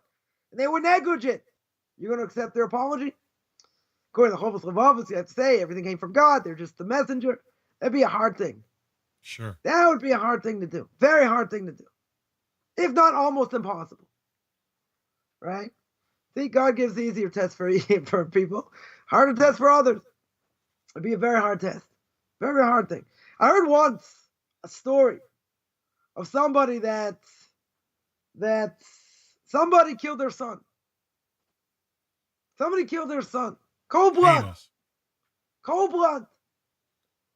They allowed the person to come back in their house. They tried to rehabilitate them, different things, became like best friends, in different ways. That's unheard of. That doesn't exist. That would happen, the person would kill the other person easily.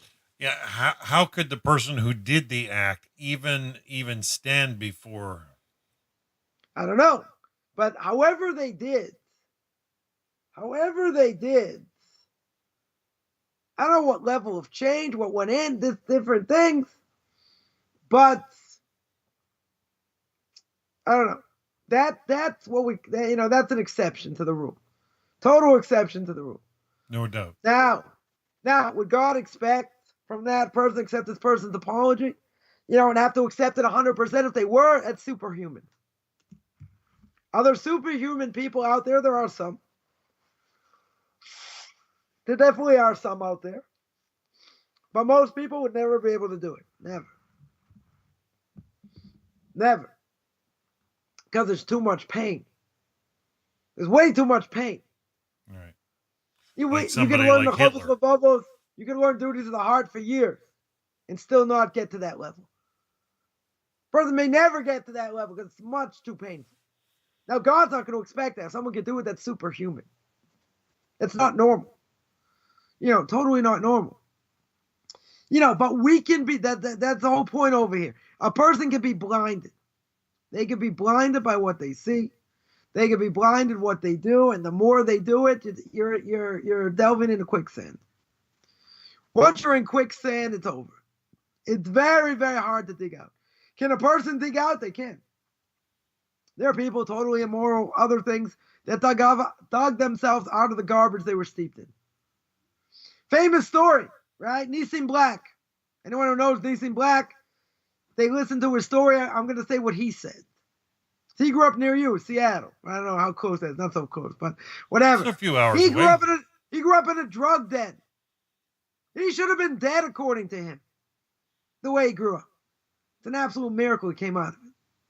Now, I would say, based on his story, people who grew up the same as him, they're not alive anymore. Or they're doing the same things and they inherited from their family. They're also drug dealers and different things. It gets perpetuated. Someone to get out of it, become clean, get out of the hood. I'm not going to say it doesn't happen. It's rare. It's rare. Sure is. So, I mean, you can tell me better, right? But if you hear his own story, according to him, it had nothing to do with me or anybody else. According to his own story, police came and raided them a number of times. People went to jail. Relatives went to jail. It's a common thing. And the fact that, he's normal. I mean, he was smoking weed at the age of 13. When he was younger even. Because totally destroyed his life in so many ways. He got out of it. Right? He became a Muslim, became a Christian, and then eventually he came to Judaism, converted. Right? A whole story. Unbelievable story. But he shouldn't be here. He should not be alive today. Not my words. Shouldn't be here. So what happened? He got out of it. But I would say the majority of people, again, you can back this up, majority of people in that situation, they don't get out of it. I don't care if you're white, you're black, Chinese, it doesn't matter. You're involved in that, you won't get out of it. You won't get out of it. No, we had in the last week we had 8 overdoses, and or we had actually about 16, but 8 we had to call paramedics for. Yeah, just nasty. So they're never going to do it. And the saddest part is the addict gets back out of the hospital and he's right back at it. That's what happens. Right? So we're our own worst enemy. If you give in to these type of things, you won't get out of it. I don't think there's any possibility you'll get out of it. In general. And the reason is because you're so steeped. You're so steeped inside it. Right? I'm not going to say it's impossible. There are people who've led totally, debauchery type of lives, and they came out of it. There are people who've come out of it. It's very few. I don't care what society says. It's not about blacks. It's not about this. It's not about anything. Person can be, steeped in whatever they're steeped in, however they grew up. People more disadvantaged, less disadvantaged. It's fine, right? But a person steeped in their own desires, how do they get out of it? How do they see the light, so to speak? I don't think it's easy by any stretch. It's not easy by any stretch. And no question. Well, Rabbi, we got about 10 minutes or so left. Is there any way we can just summarize today's nice lesson? To everybody. Kumbaya. Now, how can we summarize? We're going to summarize because we're going to have part 20 next week, right? And we should all hope I finish next week, because if not, then you have to wait another week, because the week after that be right after my daughter's wedding. So 2 weeks I'm not going to be around, right? But next week definitely be part 20, right? Because we have to try and get to the next part of the Mishnah, which we didn't exactly finish this part of the Mishnah. But if a person's going to go to get counsel, you're only going to gain if you're willing to listen. If you're not willing to listen, going to counsel is a moot point. If a person, let's say, goes for marriage therapy, right? And the therapist says, okay, guy, I want you to do this, that, and the other thing. This is what you have to do. The wife, I want you to do this, that, and the other thing. They both walk out and say, I'm not, forget it. They come back the next time. Okay, so what happened? Nothing. We didn't do anything. You're spending $150 an hour, whatever it is. So what are you going for? You're not going to listen. You're not going to take the advice. Well, maybe we will. If they're not going to take the advice, they're not going to go for therapy, right? That's obvious. They're not going to waste that kind of money. But over here, you only gain, you're going to get greater understanding. Totally more understanding. It's going to benefit you, right? It's not going to not benefit you. Totally going to benefit you. But you have to listen. A person's going to raise themselves to a higher spiritual level, but you have to lay yourself down. And whatever that rabbinic authority says, or the person's giving you the advice, whoever it is, you have to be willing to listen. If you're not willing to listen, then you're just going to do what you need to do. Whether it's good or bad, doesn't matter. But you're not going to gain. I can tell you, over the last 25 years, I think I gained a lot more from my Rebbe, he gained from me. That I don't think there's any question, right? But the vast majority of times, even if it wasn't popular and went against, what other people said and this and that, I listened. The repercussions we're going to speak about that next week, about repercussions and ramifications when you don't listen. That's a whole nother discussion. You're not going to give me 2 hours. I don't have 2 hours. I got 6 minutes here, right? But that's a whole different thing. That's why I didn't bring it up right now, because that's a whole nother discussion. That's a whole nother long discussion, right? But it may not be popular. It may not be what people want to hear. My Rebbe once told me, he said, if I think you're out of place, I'll tell you. Go ahead. That's good to know. Love taps. It's beautiful. So, and he has. He definitely has. Can't imagine I was ever out of line. Come on. You think I was ever out of line? Choir boy over here. No, not exactly. But the idea is that I can't even tell you how much I gained. Not just by what I asked. But the fact is, even when I got clobbered, I get hit over the head with a Louisville Slugger or a wicket, depending where you're from. Right? Got hammered left and right. Guess what? I can still give that over to others. And say, this, in this case, this is what I would say because this is what he told me. In my case. Or I know other people's case or whatever. Right? But a person, has to be a vessel to listen. If they're not a vessel to listen, then, you could be hanging around with one of the Torah giants of the generation. Doesn't mean anything. Not benefit at all. It doesn't mean anything because what it does is nothing. It has no effect. Yeah, squanders. Right. So, I would always say, I would hope that if I rub shoulders with such great people, a little bit of greatness, rubs off. Or at least, I don't go further down. But if you don't, if you don't take on what they're going to tell you, then you're not going to change. You gotta warm yourself by their embers for sure. Yeah, and not only that, as we're going to speak about next week, if you don't follow their advice, it could lead you down a slippery slope. That could have catastrophic ramifications. Thank God it never happened to me. There were other ramifications. There's definitely other ramifications. But you don't go wrong by listening to proper advice. But you have to listen. You have to be able to listen. I remember once, I asked my Rebbe, I said, what do you think now? How it becomes. I said, listen, when you started by me, your heart was hard as a rock. I said, now, as he said in Yiddish, a bissel better, little bit better. I said, a little bit. I said, come on. It's hard to work with me. I said, I know. Know exactly what I'm dealing with. Right? But at the end, it changed and formed who I am. Only because most of the time I listened. If I wouldn't have listened, different issue. Totally different issue. But what do we say over here, right, as we're finishing here? What do we say?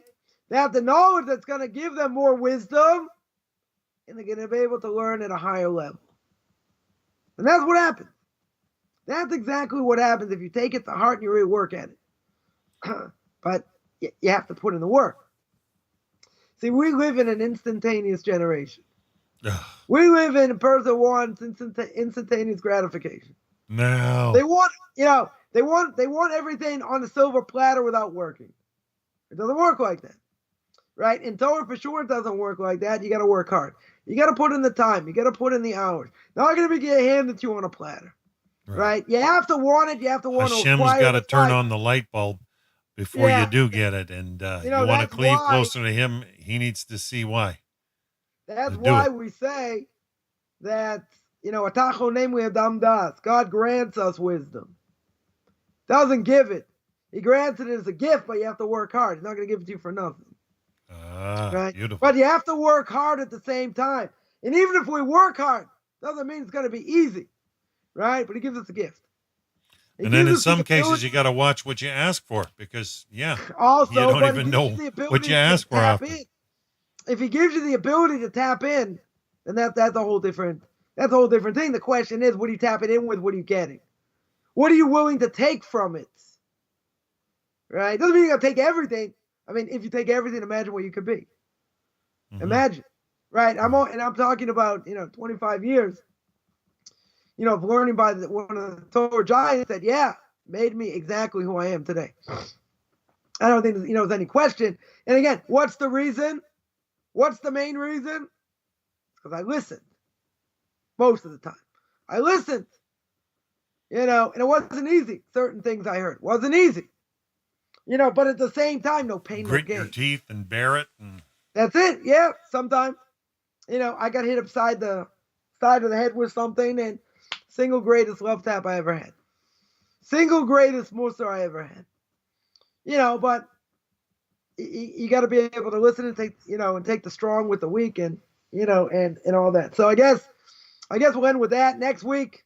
Part 20, Mishnah 8. I don't know how far we're going to get, but we'll see where it goes. All right. So you heard that, folks. We will be back next week for part 20. And once again, I just want to put another plug out there. Rabbi could use a little bit of help. He's got his daughter's wedding coming up in a couple weeks and would love to raise a couple $1,000 more. So if you have the inkling to help, you can go to his website, orthodoxconversion.com. He's got donation links there. I encourage all of you to benefit from everything he's been sharing with us in this series. This is our 98th episode, and I think, we're coming down to 100 anytime now. And, we appreciate all that you do, Rabbi, and we hope that your daughter's wedding goes off without a hitch and that you are just very blessed in all that you do. So thank you so much. So we're going to sign out for today, folks. Have a wonderful, wonderful week, and we hope to see you back next week. Bye for now.